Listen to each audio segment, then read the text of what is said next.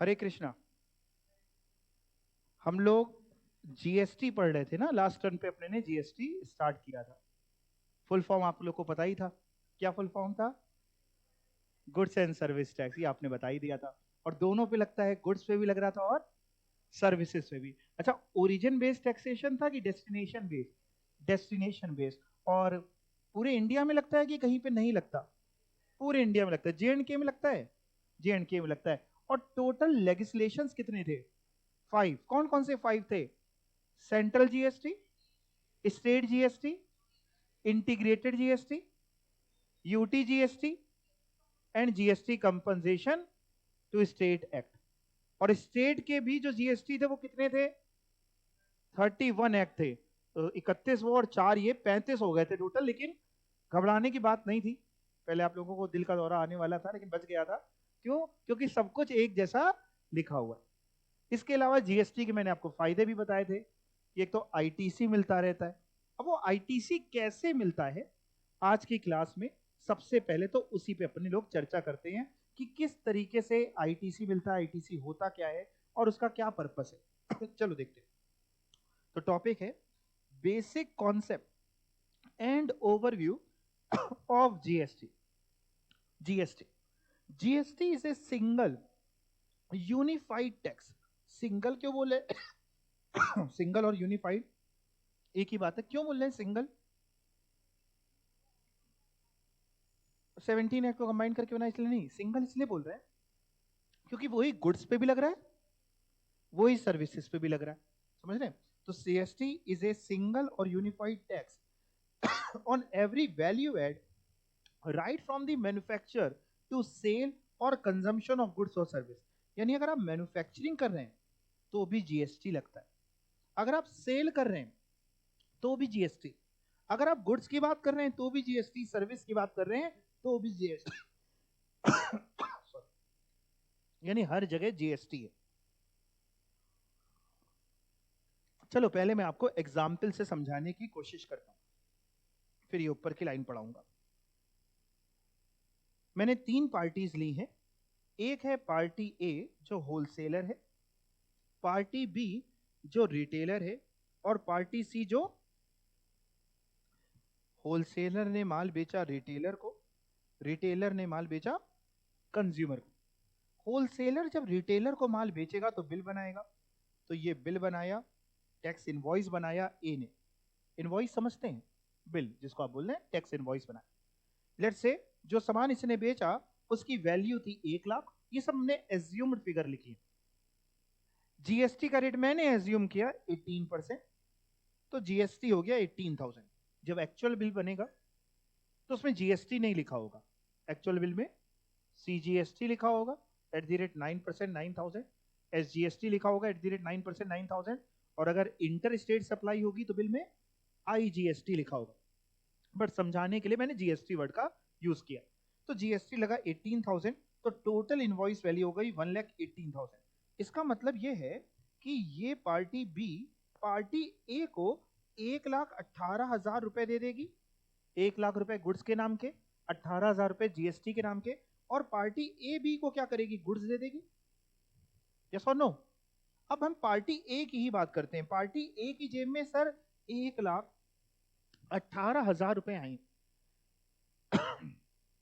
क्या पार्टी ए पूरे 1,18,000 रुपए खुद रख लेगी? ये जो ए है, क्या 1,18,000, 1,18,000 पूरे ए के हैं, ए की कमाई है? नहीं साहब, इसमें आपने जीएसटी के नाम के 18,000 लिए हैं। तो ए अपनी जेब में तो केवल 1 लाख रखेगा, और 18,000 किसके पास जमा कराएगा? गवर्नमेंट के पास। यानी ए की अगर हम बात करें तो कुछ ऐसा रहने वाला है, इसने बी से कलेक्ट किया 18,000 टैक्स का, और गवर्नमेंट के पास 18,000 जमा भी करा दिया।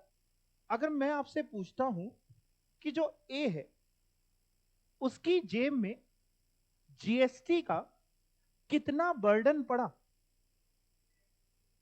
ए, ये जो होलसेलर है, इसकी पॉकेट में जीएसटी का कितना इंपैक्ट पड़ा, बर्डन? 0। रीजन बीइंग, इसने तो क्या किया है, बी से जीएसटी लिया है और आगे सरकार के पास जमा कराया है। दूसरा क्वेश्चन, ए की जेब में जीएसटी का कितने रुपए बच गए, यानी जीएसटी से कितना फायदा हो गया ए को? नील। तभी तो ये इनडायरेक्ट टैक्स है। जीएसटी इनडायरेक्ट टैक्स है। इनडायरेक्ट क्यों है? क्योंकि ए जमा तो करा रहा है सरकार के पास, बट अपनी जेब से नहीं जमा करा रहा, यानी इंपैक्ट किसी और के ऊपर पड़ रहा है, इंसिडेंस किसी और के ऊपर पड़ रहा है।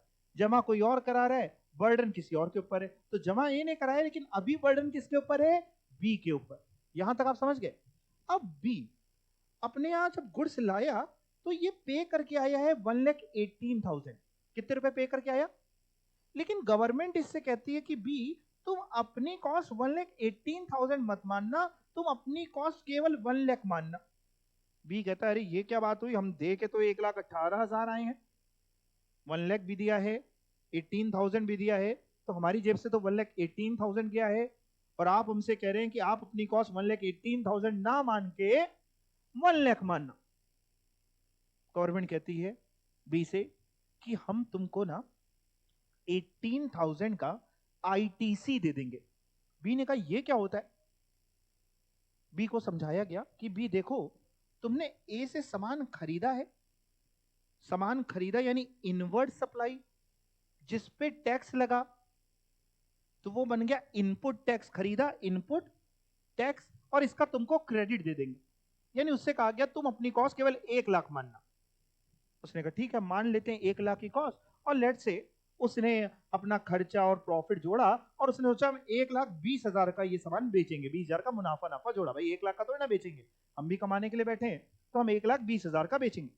और मान लेते हैं जीएसटी का वही रेट हमने माना 18%, और जीएसटी लगा 21,600, और बी ने सी को ये गुड्स बेच दिए 141600 के, यानी सी ने बी को कितने रुपए पे करे? 141600। कैसे? 1,20,000 गुड्स के नाम के और 21,600 जीएसटी के नाम के। अब हम बी की बात करते हैं। बी की जेब में इस समय पड़े हुए हैं 141600, जिसमें से 1,20,000 तो गुड्स के हैं, वो किनारे कर दो, बचे 21,600। 21,600 किसके नाम के हैं? जीएसटी के नाम के, जो बी ने किससे लिया है? सी से, कंज्यूमर से, सी से लिया। गवर्नमेंट बी से कहती है कि बी तुम हमारे पास 21,600 मत जमा कराना। बी कहता अच्छा ना जमा कराएं, बिल्कुल भी पैसा ना जमा कराएं, अपने पास रख लें। गवर्नमेंट कहती नहीं नहीं, 21,600 में तुम 18,000 रुपए पहले ही ए के हाथ भिजवा चुके हो। बी ने कहा हमने 18,000 कब दिया? कह रहे ए के हाथ, जब तुमने ए से यही गुड्स खरीदे थे तो तुमने 18,000 ए को दिया और ए ने हमको दे दिया, यानी तुम 21,600 में से 18,000 माइनस कर लेना, यानी बचा हुआ 3,600 बी से कहा जा रहा है कि तुम गवर्नमेंट के पास पे कर देना। बी ने कितने जमा कराए गवर्नमेंट के पास? 3,600। अच्छा, बी ना जमा कराने के बाद बैठ के सोच रहा है कि जीएसटी का कितना पैसा बी की जेब में बच गया, यानी जीएसटी की वजह से बी का कितना बेनिफिट हो गया, जो पैसा बी के पास पड़ा हुआ है टैक्स के नाम का। 18,000, 3 ऑप्शन दे रहा हूं, 18,000, 18,000, 21,600 की 3,600, एक चौथा ऑप्शन 0। अच्छा, कोई फायदा नहीं हुआ इसका, कोई फायदा नहीं हुआ। क्यों? क्योंकि हमने 21,600 लिए और 21,600 ही दिए। कैसे दिए? 2 पार्ट में दिए। खरीदते समय 18,000 रुपए ए को दिए थे और 3,600 भी दे दिए। अच्छा, बी का नुकसान कितना हुआ? बी की जेब से कितना जीएसटी गया? कुछ नहीं, बी ने तो सी से लिया। अब हम सी की बात करते हैं। सी जो कंज्यूमर है, कंज्यूमर को आईटीसी नहीं मिलता। अगर सी भी आगे बेचने के लिए खरीद रहा होता, जीएसटी में रजिस्टर्ड होता, आगे बेचने के लिए खरीद रहा होता, तो सी को आईटीसी मिलता। पर सी तो क्या है? कंज्यूमर। कंज्यूमर ही तो बियर करता है। इनडायरेक्ट टैक्स का मतलब है कि अल्टीमेट बर्डन कंज्यूमर बियर करता है। तो सी की जेब में पूरा 1,41,600 की कॉस्ट है सी के लिए, जिसमें सी को पता होगा, बिल में दिख रहा होगा, आज की तारीख में ट्रांसपेरेंसी है, सी के पास बिल में दिख रहा होगा कि हाँ 1,20,000 के गुड्स हैं और 21,600 का जीएसटी है। बाइफरकेशन होगा, सीजीएसटी इतना है, एसजीएसटी इतना है, या आईजीएसटी, जिसको हम बार बार आपको बता दिया जीएसटी बोल। लेकिन क्या सी 21,600 रुपए का आईटीसी बुक कर सकता है? आंसर इज नो, क्योंकि आप कंज्यूमर हैं, आपने खुद कंज्यूम करने के लिए उसको खरीद रहे हैं।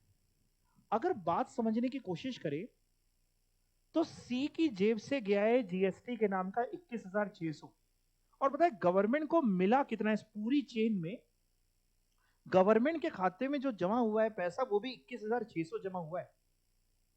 सर कैसे गवर्नमेंट को 21,600 कैसे मिला? 18,000 ए ने जमा करवाया था और 3,600 बी ने जमा कराया है। टोटल कितना हो गया? 21,600। यही तो कंज्यूमर सेल है ना, यही तो इनडायरेक्ट टैक्स है। बट इसी को चेन में कर दिया कि थोड़ा तुम देना फिर तुम आईटीसी ले लेना, थोड़ा तुम देना फिर तुम आईटीसी ले लेना। ऐसे करते करते आखिरी का एंड कंज्यूमर नहीं लेगा।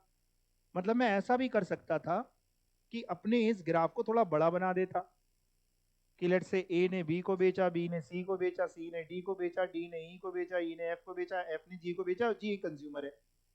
तो बीच में सर सबको आईटीसी मिलता क्या? बिल्कुल मिलता। सिर्फ किसको नहीं मिलता? कंज्यूमर को नहीं मिलता। किसको नहीं मिलता? कंज्यूमर को। अच्छा, जब आईटीसी देना ही था तो ये भी तो कर सकती थी गवर्नमेंट कि साहब, गवर्नमेंट कहती कि जब आखिरी में माल कंज्यूमर को बेचोगे तभी जीएसटी लगाएंगे, बीच में जीएसटी खत्म कर देती। जैसे आज गवर्नमेंट क्या करती है, हर स्टेज पे जीएसटी ले रही है, आपके सामने है। मैं ये पूछना चाहता हूं ऐसा क्यों नहीं किया? मैं जो लिख रहा हूं मैं इरेज कर दूंगा। ऐसा क्यों नहीं किया कि गवर्नमेंट ए से कहती कि जब तुम बी को बेचना तो तुम केवल 1 लाख लेना, जीएसटी का ना लेना, और बी जब तुम सी को बेचना तब 21,600 ले लेना। 1 लाख की चीज 1,20 में बेच रहे हो, 18% जीएसटी लेना, 21,600, 141,600। ए से कहती कि तुम हमारे पास कुछ ना जमा करना, कुछ भी नहीं जमा करना, और बी से कहती पूरा 21,600 तुम जमा कर दो क्योंकि तुमने सी से लिया है।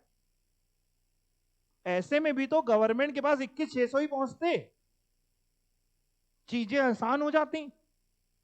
आसान क्यों हो जाती? ए को रजिस्ट्रेशन नहीं कराना पड़ता जीएसटी में, नहीं तो ऐसे ए भी जमा कर रहा है, ए जीएसटी के रिटर्न भी भर रहा है, बी फिर आईटीसी बुक कर रहा है, उसका रिटर्न भर रहा है, जमा करा रहा है, चीजें लेंदी हो रही है। ऐसा क्यों नहीं किया गया कि साहब आखिरी में जो इंसान कंज्यूमर को माल बेचेगा वो टैक्स लगा देगा, क्योंकि तुम्हारे पास तो ओवरऑल उतना ही पैसा पहुंच रहा है, गवर्नमेंट के पास तो उतना ही पहुंच रहा है ना।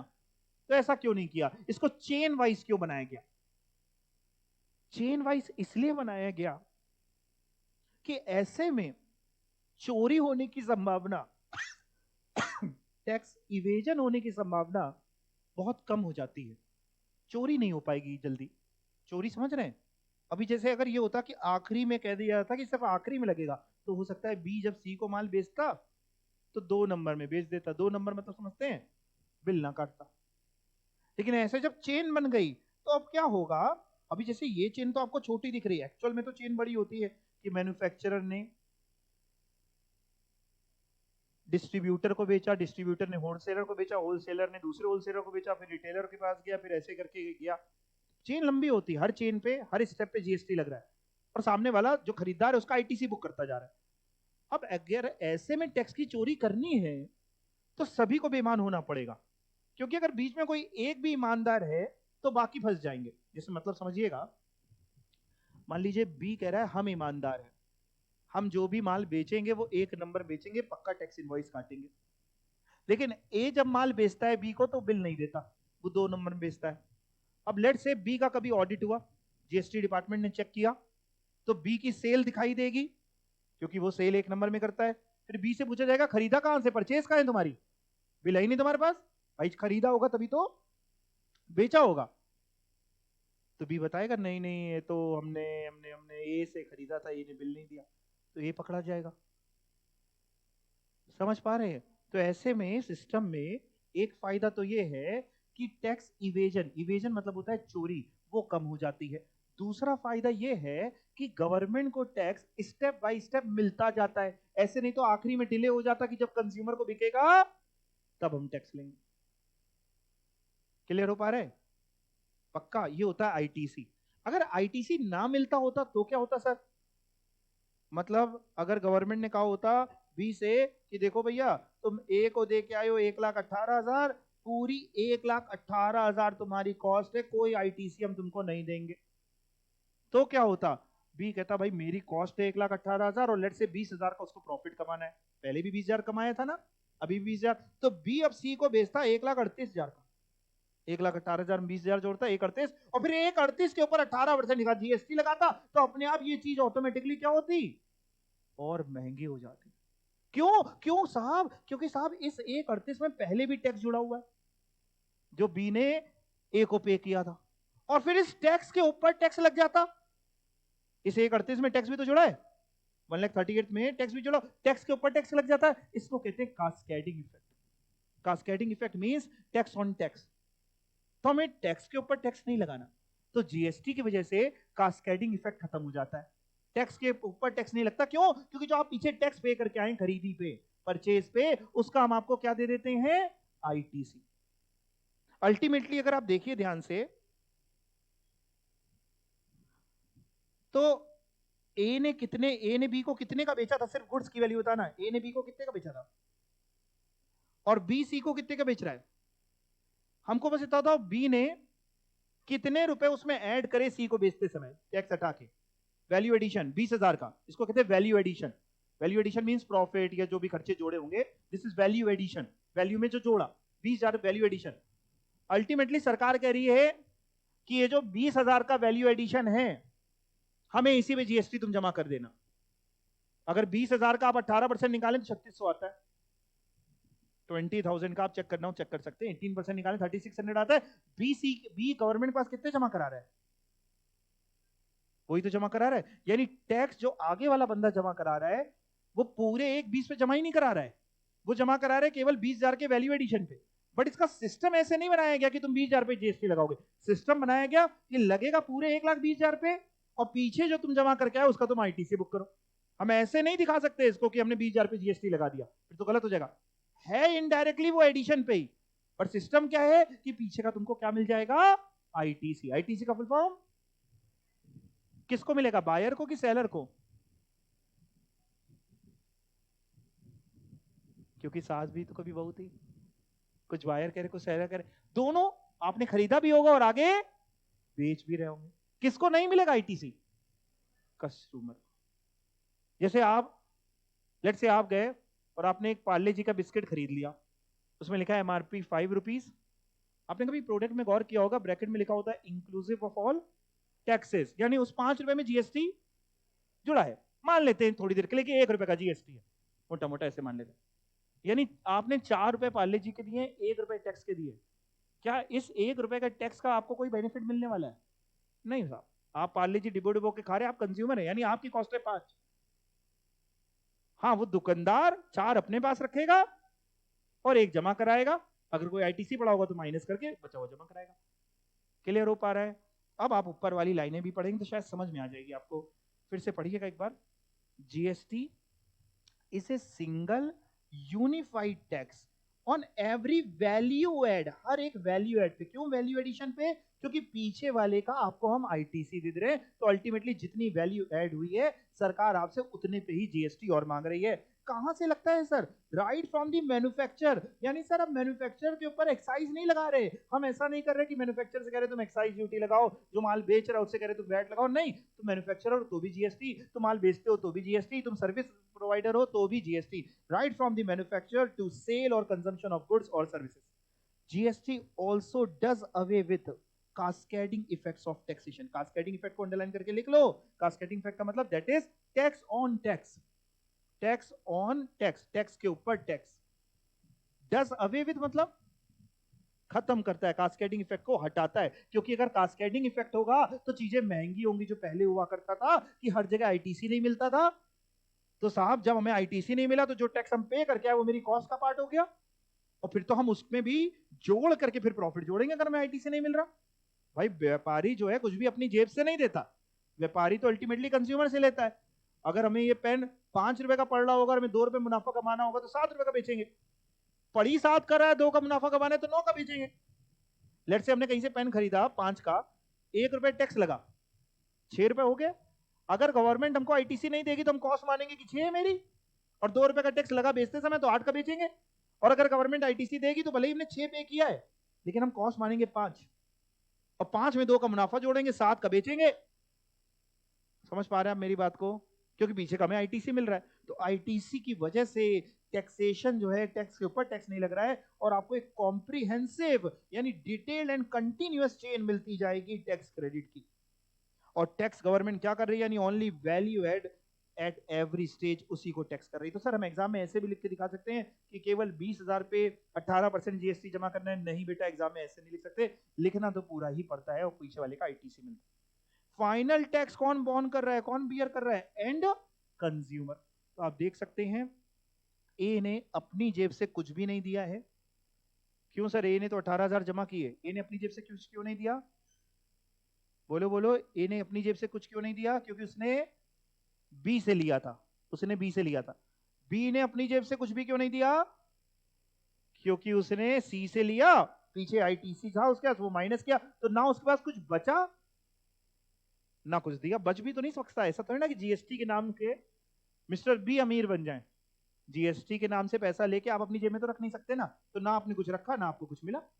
लेकिन सी जो है, अल्टीमेट टैक्स बर्डन इसी के ऊपर है। कितने रुपए का टैक्स बर्डन है? 21,600। पहले क्या होता था, जैसे ना आप सामान खरीदते थे तो आपको पता ही नहीं होता था खरीदार को कि जो सामान हम खरीद रहे हैं इस पे कितने टैक्सेस जुड़े हैं। जैसे मान लो एक शैम्पू है, आप गए बिग बाजार, आपने कहा शैम्पू और जो भी बहुत सारे आइटम, कोई भी आइटम मान लीजिए आप खरीदते हैं, तो आप सोचो हुआ क्या होगा। जब बना होगा तो फैक्ट्री से निकलते समय, उस समय प्री जीएसटी, फैक्ट्री से निकलते समय एक्साइज जुड़ी होगी, एक्साइज ड्यूटी मैन्युफैक्चरिंग पे लगती है। वह फैक्ट्री वाले ने बेचा तो उसके ऊपर वैट भी लगा होगा। सामने वाले बंदे के पास जब पहुंचा उसने प्रॉफिट जोड़ के बेचा तो वैट या सीएसटी जो भी लगा होगा। आपको जब बेचा जाता था, बिग बाजार में जाते थे तो आपको बिल में केवल वैट दिखाता था कि इस पे वैट इतना है, एक्साइज नहीं दिखाता था।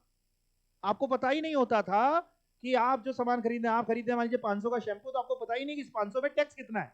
ट्रांसपेरेंसी नहीं थी।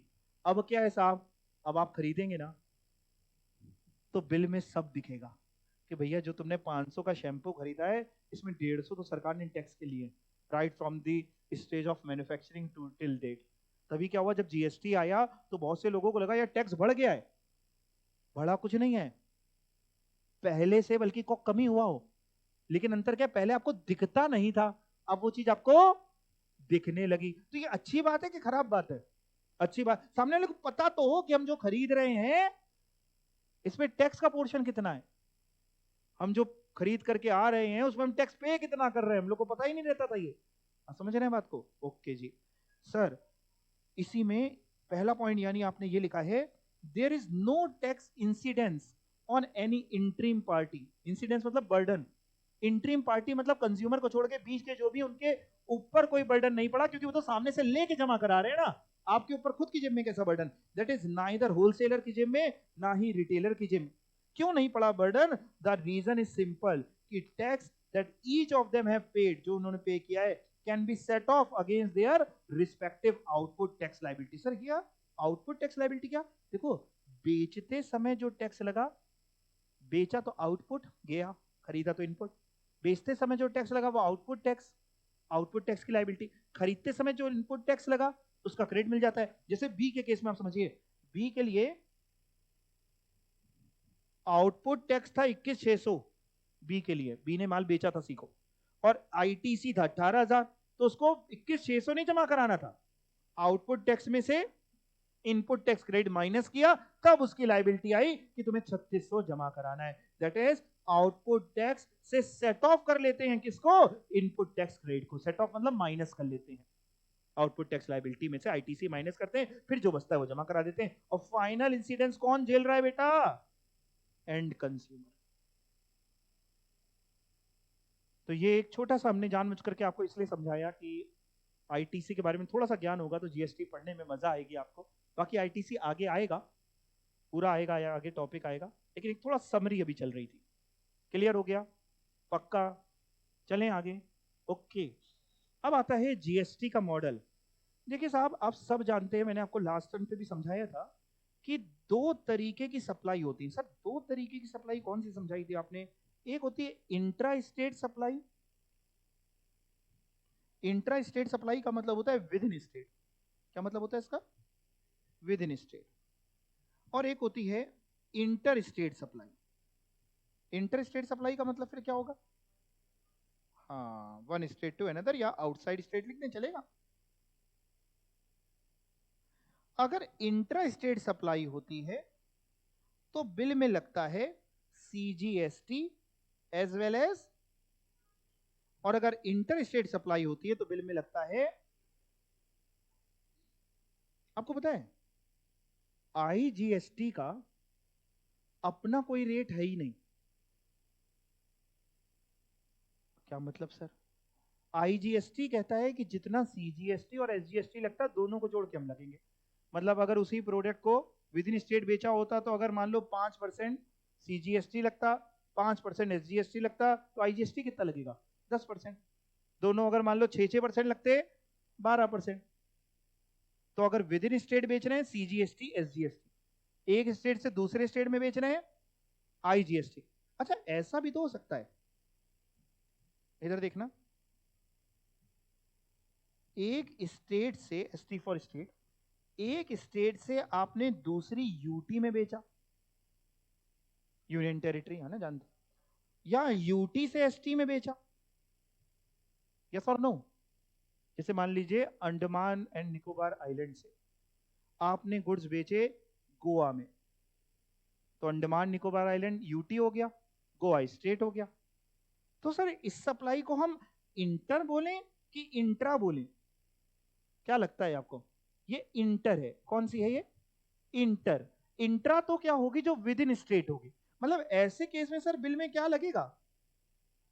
IGST। और सर ये जो ऊपर वाला है, तुक्का मारो, इसमें भी IGST, सब इंटर स्टेट सप्लाई है। अच्छा सर मान लो, सर मान लो एक यूटी से दूसरी यूटी माल बेचा जा रहा होता तो भी IGST। एक यूटी से दूसरी यूटी, जैसे अंडमान एंड निकोबार आइलैंड से माल बेचा जा रहा है लक्षद्वीप, पुडुचेरी में SGST लगता है ना? हाँ, तो अंडमान एंड निकोबार आइलैंड से माल बेचा जा रहा है लक्षद्वीप, एक यूटी से दूसरी यूटी, तो भी IGST। Sir with in UT बेचा जा रहा है,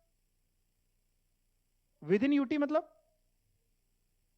मान लो चंडीगढ़ से माल चंडीगढ़ में बेचा जा रहा है, अब IGST नहीं लगेगा। फिर क्या लगेगा? अगर विद इन यूटी है तो वो इंट्रा स्टेट सप्लाई के बराबर होती है। किसके बराबर होती है? विद इन स्टेट हो या विद इन यूटी हो, इसी के बराबर होती है। अगर विद इन यूटी होता है तो बिल में हम CGST एंड UTGST लगाने लगते हैं SGST की जगह। यानी विद इन यूटी माल बेच रहे हैं, विद इन यूटी मतलब सेम यूटी का सेम यूटी में, सेम यूटी का सेम यूटी में, तो बिल में लगेगा CGST and UTGST। With in state बेच रहे हैं CGST एंड SGST। जो CGST होता है ना, CGST ये थोड़ा डरपोक किस्म का होता है। ये कभी भी अकेले नहीं चलता, अपने साथ या तो SGST को लेके चलेगा या UTGST को। मतलब बिल में CGST के साथ कुछ एक तो लगा ही होगा, या तो SGST या UTGST। समझ पा रहे हैं? डरपोक का मतलब किसी को लेके चलेगा, ये लिख के नहीं आना डरपोक, है ना? और IGST निडर होता है, IGST जहां जाता है अकेला जाता है। झुंड में तो डॉग्स आते हैं, है ना, कुत्ते बोलते हुए अच्छा नहीं लगेगा, शेर अकेला ही आता है। तो IGST जो है वो शेर है, CGST जो है वो डॉग के बराबर है, किसी के साथ आता है। सर क्या ऐसा हो सकता है एक ही बिल में CGST SGST UTGST तीनों लग जाए? अरे नहीं बेटा, या तो विद इन यूटी होगा या विद इन स्टेट होगा, या तो CGST SGST होगा या CGST UTGST। और जो SGST के प्रोविजंस हैं वो सेम प्रोविजन UTGST के हैं। क्लियर हो पा रही है आपको बातें? अब आप ये पढ़ के देखिए पहले। GST model. GST comprises of CGST, levy कौन करता है CGST को? सेंट्रल गवर्नमेंट, नाम ही है इसका central goods and service tax. SGST levy कौन करता है? स्टेट गवर्नमेंट, नाम ही है state goods and service tax. या UTGST, मैंने और क्यों लिखा है यहाँ पे? या तो बिल में SGST होगा या UTGST। जैसे एक म्यान में दो तलवारें नहीं रह सकती, वैसे एक बिल में या तो एसजीएसटी होगा या यूटीजीएसटी, दोनों नहीं हो सकते एक बिल में कि एसजीएसटी भी है और यूटीजीएसटी भी है। ओके सर, ये सब तो लगता है इंट्रा स्टेट सप्लाई में। हाँ बेटा, सर इंटर में क्या लगता है ये बताओ। इंटर स्टेट सप्लाई में आईजीएसटी लगता है, जो लगाता कौन है, सेंट्रल गवर्नमेंट। और सर इसका रेट किसके बराबर होता है, and is equal to CGST plus, यानी लग रहा है आईजीएसटी बट रेट इन दोनों का कॉम्बिनेशन। सर आज की तारीख में कितनी यूटीज हैं, देखो भैया आज की तारीख में 5 यूटीज हैं। आपने हो सकता है स्कूल लाइफ में यूटीज पढ़ी हो, आपने एक पढ़ी होगी, आपको याद हो तो आपने पढ़ी होगी Dadar and Nagar Haveli, Daman and Diu, ये पढ़ी थी। अब ये मर्ज होके एक हो चुकी है, गवर्नमेंट इन दोनों को मर्ज कर दिया है। अब ये दो नहीं है, इनको एक गिनते हैं। 5 कैसे आपको गिनाते हैं। यूटीजीएसटी, ये भी थोड़े टाइम पहले ही किया था। UTGST is applicable to union territories, कौन कौन सी, अंडमान एंड निकोबार आइलैंड, ये एक हो गई, लक्षद्वीप दूसरी, दादर एंड नगर हवेली तीसरी, चंडीगढ़ चौथी, लद्दाख पांचवी। बाकी 2 और भी हैं लेकिन उसमें खुद का लेजिस्लेचर है, खुद का लेजिस्लेचर मतलब खुद की गवर्नमेंट है, दिल्ली और पुडुचेरी, तो उसमें स्टेट लगता है, एसजीएसटी लगता है, यूटीजीएसटी नहीं लगता। अच्छा जेएंडके क्या है, यूटी है, जम्मू एंड कश्मीर, थोड़ी बहुत जानकारी आप लोग रखते हैं ना, रखते हैं। तो जेएंडके यूटी है कि स्टेट है, जेएंडके स्टेट है। और जेएंडके इसका से अलग कौन हुआ, इनमें से एक अलग हुआ था, कौन है, लद्दाख, और लद्दाख को बनाया गया यूटी। लद्दाख है विदाउट लेजिस्लेचर, जेएंडके है विद लेजिस्लेचर। ठीक है, आपको ये 5 यूटीज के नाम याद रखने हैं, हो जाएंगे नाम याद, अंडमान एंड निकोबार आइलैंड, लक्षद्वीप और दादर नगर हवेली दमन एंड दीव, ये एक है। ठीक है ना, ये 3 मतलब ये एक हो गया है अभी, जो येलो हाईलाइट किया है, 2 नहीं है, चंडीगढ़ और लद्दाख। तो ये था आपका जीएसटी का एक ओवरव्यू। लास्ट टाइम पे मैंने आपको समझाया था कि जीएसटी जो है वो सप्लाई पे लगता है, याद है आपको, टैक्सेबल इवेंट उसका क्या है, सप्लाई। आज की क्लास में इसी पे गहर चर्चा होने वाली है कि सर सप्लाई क्या होता है। और आज की क्लास क्या, कल की क्लास भी इसी में ही जाएगी। पढ़ने जा रहे हैं वर्ड सप्लाई का मतलब। मैंने जैसा कि आपको बताया कि लॉ मेकर ने जब जीएसटी बनाया ना, तो बड़ा समझदार हो चुका था। पहले के लॉज में जब उसने बनाया तो वो इतना समझदार नहीं था, वो बच्चा था। फिर वो धीमे धीमे करते हुए घाट घाट का उसने पानी पिया। जब जीएसटी बनाया तो उसने कोई कमी कोई कसर नहीं छोड़ी। जैसे मैंने आपको याद हो तो लास्ट टाइम पे समझाया था कि एक्साइज में, जब एक्साइज हुआ करता था, टैक्सेबल इवेंट हुआ करता था मैन्युफैक्चरिंग, और पूरे एक्साइज में कहीं पे मैन्युफैक्चरिंग की डेफिनेशन ही डिफाइन नहीं थी। तो यहां पे इसने वर्ड निकाला सप्लाई। अच्छा, काबिले तारीफ बात है कि वर्ड्स भी कहां से ढूंढ के निकालते हैं। इसलिए ना साहब हम सेल नहीं बोलेंगे, क्योंकि सेल एक छोटा वर्ड है। हम बोलेंगे सप्लाई, और उसको डिफाइन हम करेंगे कि सप्लाई क्या होता है और सप्लाई क्या नहीं होता। अगर जो चीज आप कर रहे हैं वो सप्लाई ही नहीं है, वो सप्लाई की डेफिनेशन में ही फॉल नहीं करती, तो जीएसटी लगेगा क्या, नहीं लगेगा। अगर सप्लाई ही नहीं है तो जीएसटी नहीं लगेगा। आगे वाली बात और ध्यान से सुनना। तो सर अगर सप्लाई है तो जीएसटी लगेगा। सप्लाई अगर है, लेकिन जिस चीज की आप सप्लाई कर रहे हैं वो ना गुड्स है ना सर्विस है, जिस चीज की आप सप्लाई कर रहे हैं वो ना गुड्स है ना सर्विस है, तो क्या जीएसटी लगेगा, नहीं लगेगा। सप्लाई नहीं है तो लगेगा ही नहीं। सप्लाई है लेकिन वो चीज गुड्स या सर्विस नहीं, जैसे सर, जैसे दो ही हैं, केवल दो ही, जो ना गुड्स है ना सर्विस है, एक मनी एक सिक्योरिटीज। एक मनी और एक, मान लीजिए सपोज करिए आप बगल वाली शॉप में गए, आपने कहा अंकल 500 के खुले दे दो, उसने आपसे 500 रुपए लिए और 100 के 5 नोट उसने आपको पकड़ा दिए। सप्लाई तो है, कुछ दिया कुछ लिया। अभी सप्लाई की डेफिनेशन पढ़ाएंगे कि एक्सचेंज भी सप्लाई होता है, सेल भी होता है, एक्सचेंज भी होता है, बार्टर भी होता है, लीज भी होता है, बहुत कुछ पढ़ाएंगे, रेंट भी होता है। तो साहब उसने आपको बदले में 500 रुपए लिखकर नोट लिया और 100 के 5 दे दिए, क्या इस पे लेकिन इस ट्रांजेक्शन पे जीएसटी लगेगा? Answer is no. क्यों? क्योंकि सप्लाई एक ऐसी चीज की करी जो ना गुड्स है ना सर्विस है। मनी, सिक्योरिटीज, आप बैंक में गए, आपने कहा भैया भैया हमको एफडी करानी है। एफडी सुनी आपने? एफडी करा दी, क्या सर इस पे जीएसटी लगेगा? नहीं मुन्ना, इस पे जीएसटी की बात ही नहीं आती। क्यों? क्योंकि ना ये गुड्स है ना ये सर्विस है। आपने शेयर्स खरीद लिए, क्या इस पे जीएसटी लगेगा? नहीं बेटा नहीं। ठीक, flip side of the coin, ध्यान से सुनिए। आप बगल वाली शॉप में गए, आपने कहा अंकल 500 के टूटे चाहिए, दे दो। अंकल थोड़े खड़ूस टाइप के, उन्होंने कहा 450 ही देंगे, 50 मेरा कमीशन। समझ पा रहे हैं बात को? 500 लिया, आपने कहा ठीक है 450 दे, 450 दिए, कितना कमीशन उनका? 50। उस 50 पे जीएसटी लगेगा। वो प्योरली मनी नहीं है, वो तो आपका काम हो गया, आप मनी चेंजर बन गए। वो 50 पे जीएसटी लगेगा, लेकिन 500 के बदले में 500 दे रहे होते, जीएसटी नहीं लगता। आप बैंक में गए, समझ पा रहे हैं? मैं समझाता जा रहा हूं, जहां पे आपको लगे नहीं समझ आए मैं तुरंत रुक जाऊंगा। मैं अपनी गाड़ी वहीं तक आगे बढ़ाता हूं जहां तक आपको समझ में आए। मेरे पास पिटारे में बहुत कुछ है, बहुत कुछ है, बहुत कुछ है, बहुत डेप्थ के साथ ये सब मैंने पढ़ा है, केसेस किए हैं, बहुत कुछ है, प्रोफेशनल को भी पढ़ाया है बहुत टाइम तक, तो बहुत कुछ है। तो अगर आप समझ पाए तो ही हम आगे चले। चल, समझ में आ रहा है ना? बैंक में आप गए, लेट से आपने बैंक में कहा हमें डिमांड ड्राफ्ट बनवाना है। डिमांड ड्राफ्ट कभी सुना है आपने?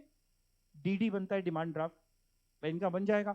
बैंक उस डीडी को बनाने का कमीशन लेता है, अपने चार्जेस लेता है, डीडी की फीस भी बोल सकते हैं आप उसको। आपने डीडी बनवाना है 1 लाख का, बैंक ने कहा ठीक है साहब 1000 रुपए हमारा कमीशन।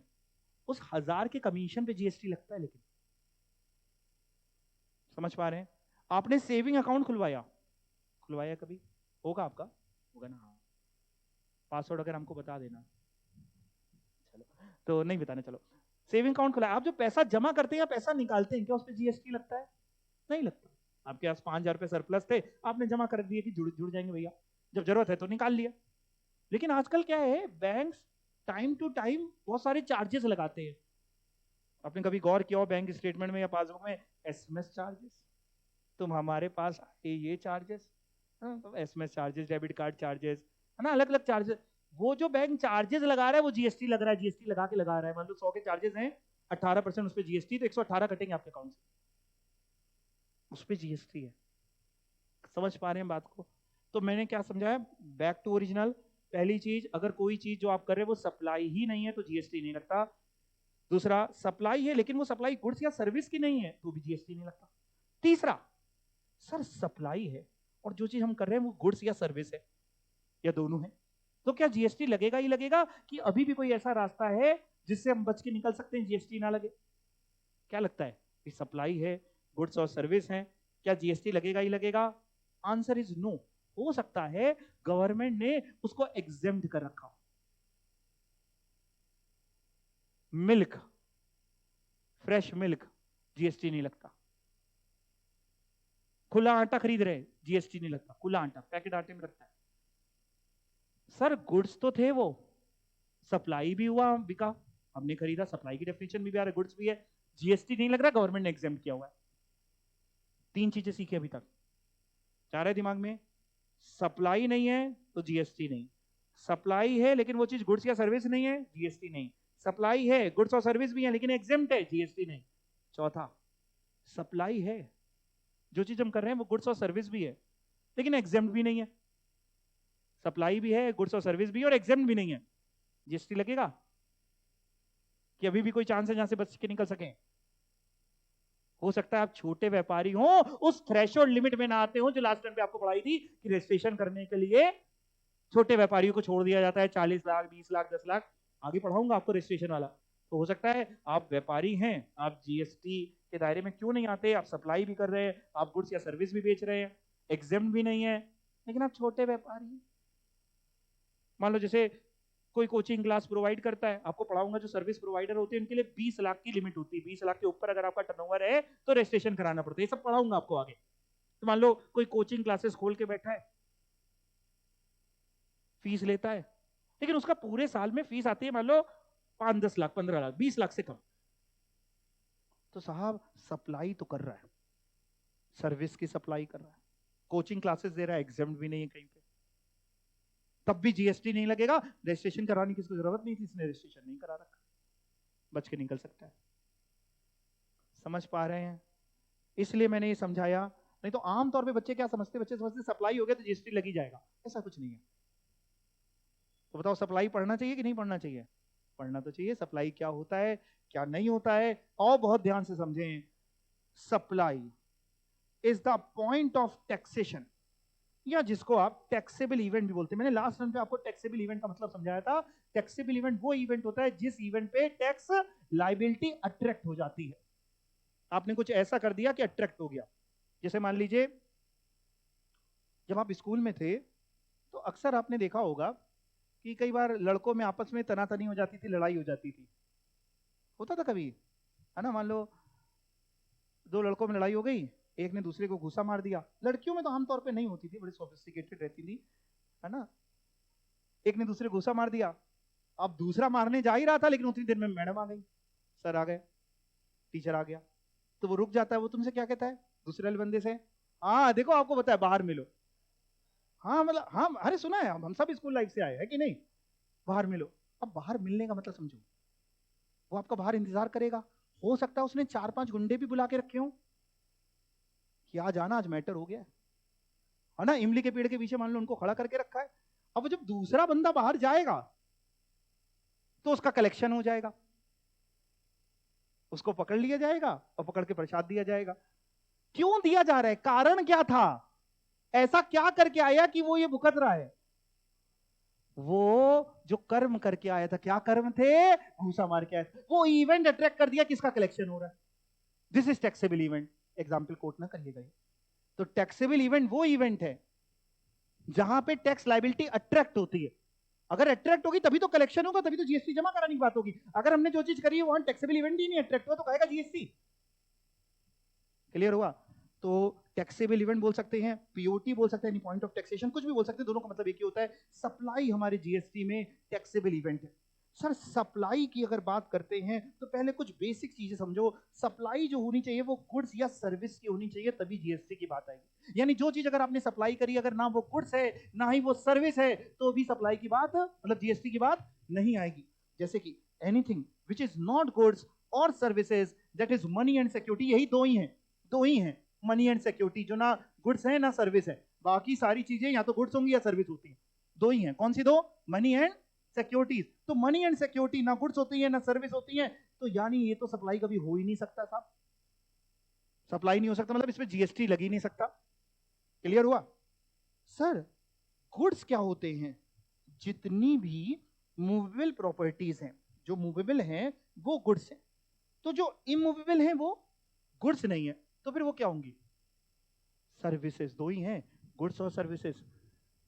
गुड्स और सर्विस में मैंने आपको पढ़ाया मनी और सिक्योरिटीज को छोड़ के बाकी सब या तो गुड्स हैं या सर्विस हैं। मनी और सिक्योरिटीज को छोड़ के बाकी सब या तो गुड्स हैं या सर्विस हैं। तो जो लैंड एंड बिल्डिंग है वो गुड्स नहीं होती, तो वो क्या होगी? सर्विस होगी। मतलब सर कहना क्या चाहते हो मैं बताता हूं मैं क्या कहना चाहता हूं। मान लो मेरे पास एक कॉमर्शियल प्रॉपर्टी पड़ी है, मैंने उसको किराए पे उठा दिया। किराए पे उठाया तो जीएसटी लगता है। तो साहब मैंने क्या चीज सप्लाई करी? गुड्स सप्लाई किया कि सर्विस सप्लाई किया? गुड्स तो हो ही नहीं सकता सर, ये तो क्या है? ये सप्लाई ऑफ ओके। तो कह रहा है केवल मूवेबल प्रॉपर्टी ही गुड्स होता है। सर सप्लाई छोटा वर्ड है कि बड़ा? सप्लाई बड़ा वर्ड है बेटा। सप्लाई के अंदर बार्टर सिस्टम भी आ जाएगा। बार्टर समझते हैं? एक चीज के बदले में दूसरा। तो वैसे समझ में आ रहा था, बट लॉ मेकर ना जब भी कुछ लिखता है ना तो डिक्शनरी खोल के बैठ जाता है कि ये भी लिख देते हैं, ये भी लिख देते हैं। उसने बार्टर भी लिख दिया, एक्सचेंज भी लिख दिया। अल्टीमेटली मतलब एक ही है। लेकिन कह रहा कभी कोई ऐसा डिस्प्यूट ना क्रिएट करे कि हमने तो जो किया वो बार्टर नहीं एक्सचेंज है। मान लीजिए आप किसी रेस्टोरेंट में खाना खाने गए, आपने खाना खा लिया, बिल आया, आपने कहा पैसे तो नहीं है, बताओ बर्तन कहाँ मांजने। उसने आपको जगह दिखा दी। क्या उस खाने पे जीएसटी लगेगा? लगेगा जी, बिल्कुल लगने वाला है। क्यों लगने वाला है? पैसे तो दिए नहीं सर, एक्सचेंज सिस्टम तो है ना। दूसरा, आपने कहा पैसे तो नहीं है, लेकिन ये सोने की चेन रख लो, जाओ खुश रहो। खाना खाया, सोने की चेन दे दी बदले में, पैसे नहीं दिए। क्या जीएसटी लगेगा? बिल्कुल लगेगा। क्लियर है? समझ में आ रहा है? तो बार्टर हो, एक्सचेंज हो, लाइसेंसेस हो, लीज हो, ये सब सप्लाई है। लीज तो समझते हो, लीज बोल लो, रेंट बोल लो। लाइसेंस, लाइसेंस जब हम बोलते हैं तो केवल आपके दिमाग में एक ही लाइसेंस आता है, ड्राइविंग लाइसेंस ना। उससे ऊपर कभी सोच पहुंची ही नहीं। लाइसेंस बहुत तरीके के हो सकते हैं। हो सकता है हम लेट्स से मान लीजिए मेरी बहुत बड़ी कंपनी हो, आजकल फ्रेंचाइजी का सिस्टम आप समझते हैं। मान लीजिए हमने अपनी फ्रेंचाइजी किसी को बेची, कि तुम हमारे नाम से, मान लो आपको अमूल का आइसक्रीम पार्लर खोलना है, अब क्या ऐसे खोल के बैठ जाओगे? आपका जगह भी है, नाम लगा लो, ऐसे नहीं लगा पाओगे भैया, अमूल से बात करनी पड़ेगी, उनका नाम यूज करने के लिए वो कुछ पैसे मांगेंगे, तब वो आपको लाइसेंस दे रहे हैं कि आप खोल सकते हो। क्या उस पर जीएसटी लगेगा? बिल्कुल लगेगा। कई बार कुछ मैन्युफैक्चरर्स क्या कहते हैं, कुछ मैन्युफैक्चरर्स कहते हैं सर हम मशीन उसी को बेचेंगे जो हमसे लाइसेंस खरीदेगा, पहले आप 10 लाख का लाइसेंस करिए तो ही मशीन हम बेचेंगे, बेचते नहीं से किसी को। तो केवल ड्राइविंग लाइसेंस की बात हम यहां कर ही नहीं रहे। क्लियर हो गया आपको? तो लॉ मेकर बड़ा समझदार था। सर जो ये सप्लाई है जिस पे जीएसटी लगेगा, तो हमेशा क्या ऐसा ही होना चाहिए कि बदले में कंसीडरेशन होनी चाहिए? कंसीडरेशन मतलब may be monetary, may be in kind. In kind के भी तो भी एग्जाम्पल दिए, बर्तन मांज देना, सोने की चेन दे देना। सर क्या ऐसा हो सकता है कि सप्लाई में विदाउट कंसीडरेशन है और तब भी सप्लाई है? सर कहना क्या चाहते, हम कहना यह चाहते हैं आज तक के किसी भी लॉ में, जीएसटी को छोड़ के पुराने जितने भी लॉ थे उन सब में क्या होता था, कंसीडरेशन होना जरूरी होता था। अगर कंसीडरेशन नहीं तो टैक्स नहीं। जैसे पहले मैं सर्विस टैक्स में रजिस्टर था, आपको एग्जांपल से समझाने की कोशिश करता हूं। मैं सर्विस टैक्स में रजिस्टर था पहले जब जीएसटी नहीं था। लेट्स से मेरा एक रिलेटिव मेरे पास आया कि भैया भैया हमको भी टैक्स पढ़नी है। हमने कहा ठीक है, हमने भी उसको क्लास में बिठा लिया कि तुम भी टैक्स पढ़ लो। हमने उससे पैसे नहीं लिए, फीस नहीं ली। तो पहले जो लॉ था उस पे सर्विस टैक्स नहीं देना पड़ता था कि जब कंसीडरेशन ही नहीं है, हमें ही कुछ नहीं मिला तो हम तुम्हें क्या देंगे? इनडायरेक्ट टैक्सेशन है, इनडायरेक्ट टैक्सेशन हमें मिलना चाहिए तो हम देंगे। बट जीएसटी में लॉ मेकर कुछ ज्यादा ही घाट घाट का पानी पी चुका था। उसने क्या किया, जीएसटी लॉ बनाते समय एक शेड्यूल 1 बना दिया। आपको पढ़ाऊंगा आज ही की क्लास में। शेड्यूल 1 में 4 चीजें लिख दी और उसमें कह दिया अगर ये 4 चीजों में कोई भी चीज हुई तो भले ही विदाउट कंसीडरेशन क्यों ना हो, हम उसको डीम्ड कर लेंगे कि सप्लाई है, हम आपसे जीएसटी लेंगे, हम डीम्ड कर लेंगे। क्या डीम्ड कर लेंगे मतलब? हद देखिए साहब, आज की तारीख में, अभी जो मैंने एग्जांपल आपको दिया, आज की तारीख में पोस्ट जीएसटी सिनेरियो में मेरा कोई रिलेटिव आता है, मेरे से पढ़ना चाहता है, हम उसको क्लास में बैठा लेते हैं, उससे फीस नहीं लेते, हम दरिया दिली दिखा रहे हैं कि यार इससे क्या पैसे लेंगे। जीएसटी डिपार्टमेंट कह रहा है साहब हमको पैसा दो, हमको हमारा हिस्सा दो। हमने कैसे दे? हमने तो लिया नहीं है। इनडायरेक्ट टैक्स है तो क्या अपनी जेब से दे, अपनी पॉकेट से? कह रहा हाँ अपनी पॉकेट से दो, फिर नहीं लिया तो। यानी वैसे तो सप्लाई, पूरी बात को ध्यान से, वैसे तो सप्लाई तभी होगी जब विद कंसीडरेशन होगी, लेकिन अगर विदाउट कंसीडरेशन है तो हम शेड्यूल 1 चेक करते हैं कि ऐसा तो नहीं है कि वो शेड्यूल 1 के उन 4 पॉइंट में से किसी में फंस रहा हो। अगर शेड्यूल 1 में से इनमें 4 में किसी में होगा विदाउट कंसीडरेशन और शेड्यूल में 1 2 3 4 कहीं पे लिखा होगा तो हम कहेंगे डीम सप्लाई है। और विदाउट कंसीडरेशन और शेड्यूल 1 में भी नहीं है, विदाउट कंसीडरेशन है और शेड्यूल 1 में भी नहीं है, तो हम कहेंगे सप्लाई नहीं है। फिर से सुनिए पूरी बात, कंसीडरेशन होगी तो सप्लाई होती है। विदाउट कंसीडरेशन शेड्यूल 1 में लिखी होती है तो डीम्ड सप्लाई होती है। विदाउट कंसीडरेशन शेड्यूल 1 में नहीं लिखी है वो पॉइंट तो सप्लाई नहीं। यानी मोटी चीज आज भी कंसीडरेशन है, बट कुछ केसेस ऐसे हैं जहां विदाउट कंसीडरेशन भी होगा तो हम उसको क्या कर लेंगे? डीम्ड कर लेंगे कि सप्लाई। मेरे साथ बोलो बोलो, डीम्ड सप्लाई। डीम्ड मतलब मान लेना। जैसे बाहर क्या है, दिन है कि रात है? हम आपसे कह रहे हैं बाहर रात है, मान लो, तो अब आपको क्या दिख रहा है बाहर? रात की दिन? हाँ, जब तक रात नहीं दिखाई देगी तब तक क्लास आज खत्म नहीं होगी। दिखने लगी रात, ये होता है डीम्ड सप्लाई। जबरदस्ती मनवाना, नो इफ एंड बट, कोई रीजनिंग नहीं। जब लॉ मेकर को कुछ बनवाना होता है तो कहते हैं डीमिंग क्लॉजेज डाल दो। तो पढ़ के देखिए, लिखा है साहब supply should be made for a consideration which could be in the form of monetary terms में हो सकती है या इन काइंड हो सकती है। गया ये, supply should be made for a consideration which could be in the form of money और अदरवाइज। अदरवाइज समझ रहे हैं? इन काइंड बदले में आपने कुछ कर दिया। But there are exceptions also which are given in schedule 1।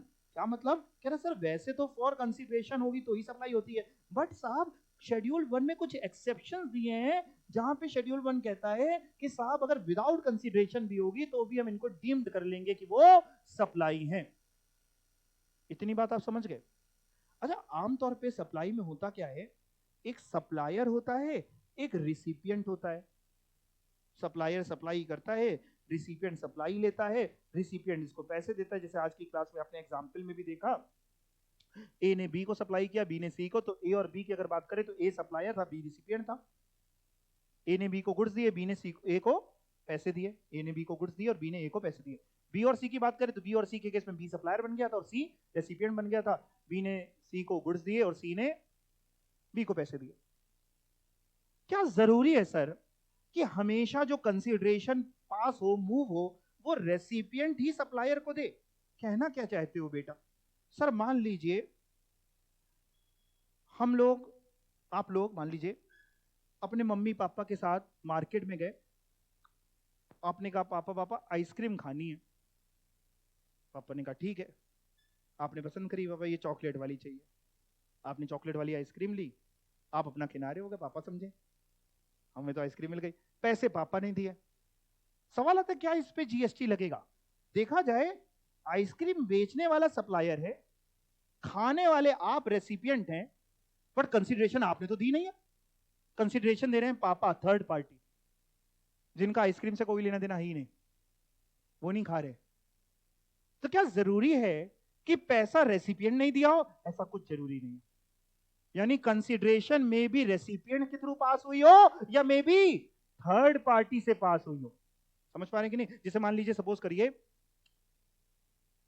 किसी, मान लो कोई एक बच्चा था, उसको लैपटॉप खरीदना था, उसको जरूरत थी। हमने देखा कि उसकी फाइनेंशियल कंडीशन ज्यादा अच्छी नहीं है।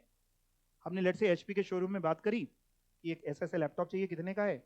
उसने बताया सर 50,000 का है, मान लेते। हमने कहा ठीक है, सो एंड सो आ रहा है, इसको आप लैपटॉप दे दीजिएगा, मनी हम आपको ट्रांसफर कर दे रहे हैं। पैसे हमने ट्रांसफर कर दिए, उसको लैपटॉप मिल गया। क्या इस लैपटॉप की सेल पे जीएसटी नहीं लगेगा? लगेगा साहब। कंसीडरेशन भले रेसिपिएंट से मूव हुई हो या थर्ड पार्टी से गवर्नमेंट की, हमको क्या फर्क है? हमको हमारा पैसा दो। समझ पा रहे हैं बात को? पढ़ के देखिए। Supply also includes flow of money from a third party in lieu of or on behalf of recipient। यानी पापा ने पैसे दे दिए आपके बिहाफ पे, आइसक्रीम मजे लेके चाट चाट के आप खा रहे हैं, पैसे पापा दे रहे हैं। क्या उस पे जीएसटी लगे? बिल्कुल लगेगा साहब।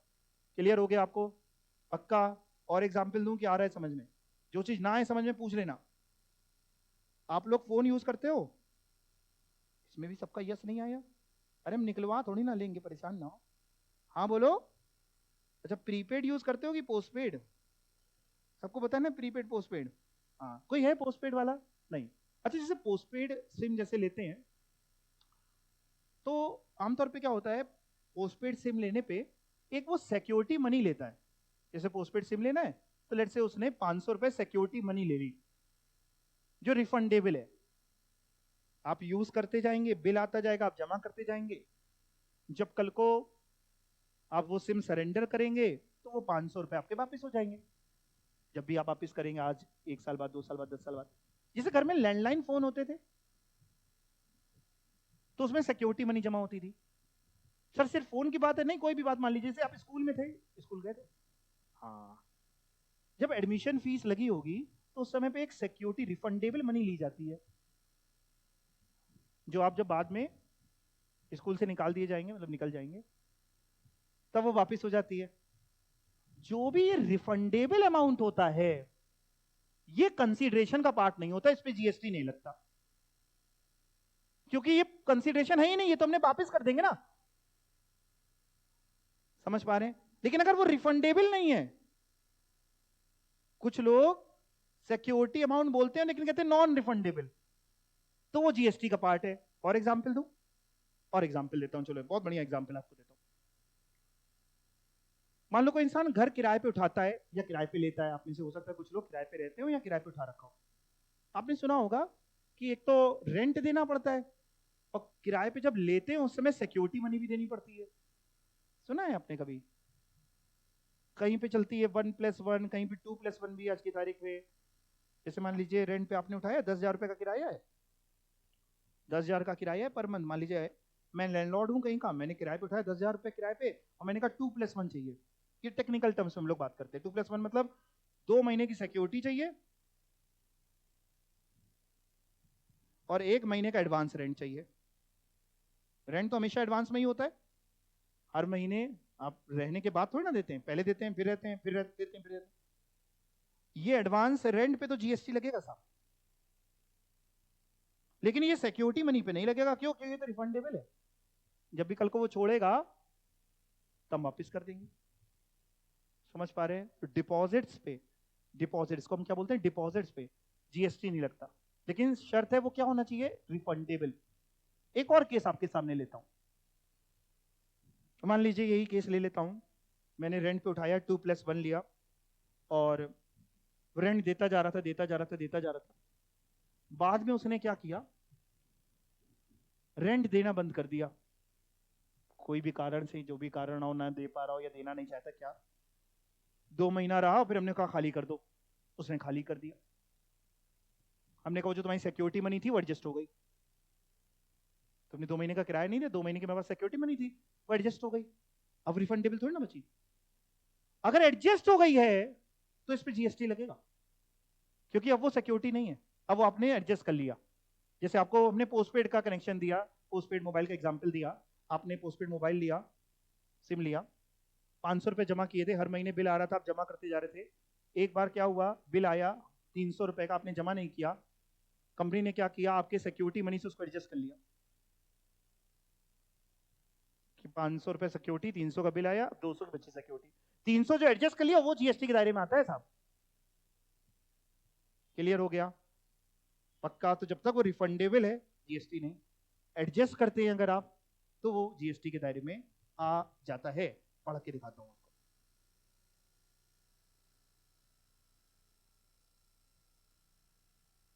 ये देखिए, deposit is not consideration unless specifically applied to by the supplier.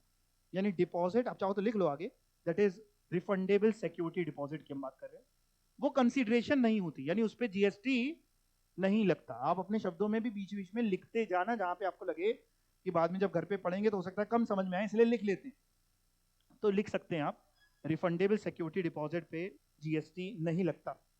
लेकिन अगर उसको आपने एडजस्ट कर लिया है किसी भी बिल के तहत तो फिर उसमें जीएसटी के दायरे में आ जाता है।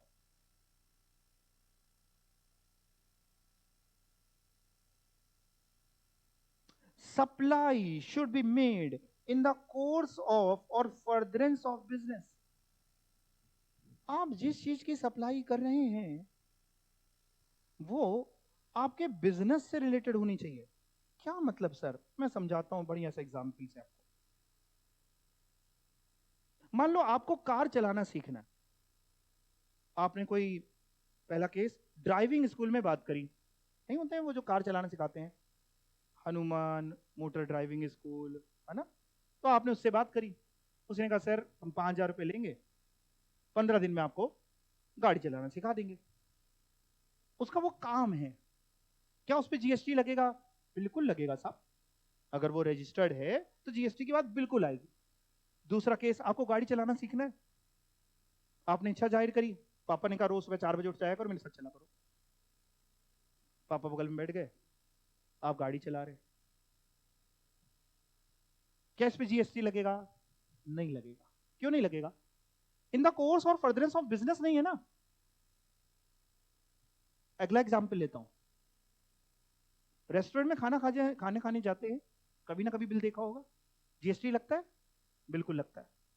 वही खाना मम्मी बनाती है घर पे, मम्मी रोटी नहीं खाता ही जा रहा है, खाता ही जा रहा है, रोटी बना रही है, उसमें जीएसटी लग रहा है? नहीं लग रहा है। अंतर कहां हुआ? आटा वही है, मान लो दोनों सेम यूज कर रहे हैं, फर्क कहां है?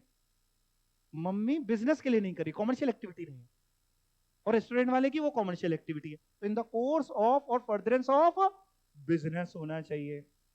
मैं आपको पढ़ा रहा हूं, जीएसटी के दायरे में आता है यस और नो? आता है, बिल्कुल आता है। आप अपने छोटे भाई बहन को पढ़ा रहे हैं, अब वो बात अलग है, आप खुद ही नहीं पढ़ते तो पढ़ाएंगे क्या, लेकिन अगर मान लें थोड़ी देर के लिए आप पढ़ा रहे हैं, कैसे जीएसटी लगने वाला है? नहीं लगने वाला, आपका ये काम नहीं है। समझ पा रहे हैं बात को? तो supply should be made in the course और फर्दरेंस ऑफ बिजनेस। लेकिन भैया इसका भी एक एक्सेप्शन है, but there are exception also. मतलब एक चीज आपको ऐसी पढ़ाऊंगा जहां पे अगर इन द कोर्स और फर्दरेंस ऑफ बिजनेस ना भी हो तो भी उसको डीम्ड सप्लाई मान लेते हैं। जैसे आपको बताया कंसिडरेशन वाले का आपको एक्सेप्शन पढ़ाऊंगा शेड्यूल 1 में, वैसे इसका भी एक एक्सेप्शन मैं आपको पढ़ाऊंगा, एक ही पढ़ाऊंगा, एक ही है।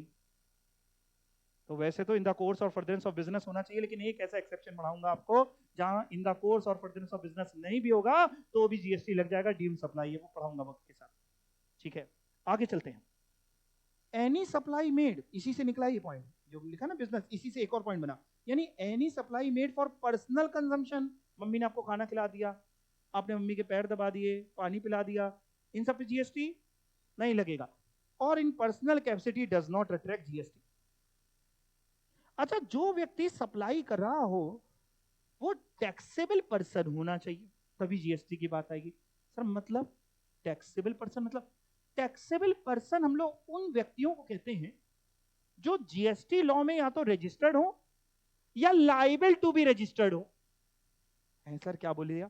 या तो जीएसटी में आपने रजिस्ट्रेशन करा रखा हो या आपकी जीएसटी के रजिस्ट्रेशन की लाइबिलिटी आ गई है। लाइबिलिटी मतलब वो थ्रेशोल्ड लिमिट से ऊपर निकल गए, 20 लाख, 10 लाख, 40 लाख, वो होते हैं टैक्सेबल पर्सन। ये भी मैंने लिख रखा है, सबसे आखिरी पॉइंट देखना, a taxable person is one, taxable person कौन होता है? हु इज रजिस्टर्ड, जो या तो रजिस्टर्ड हो या लाइबल टू बी रजिस्टर्ड हो।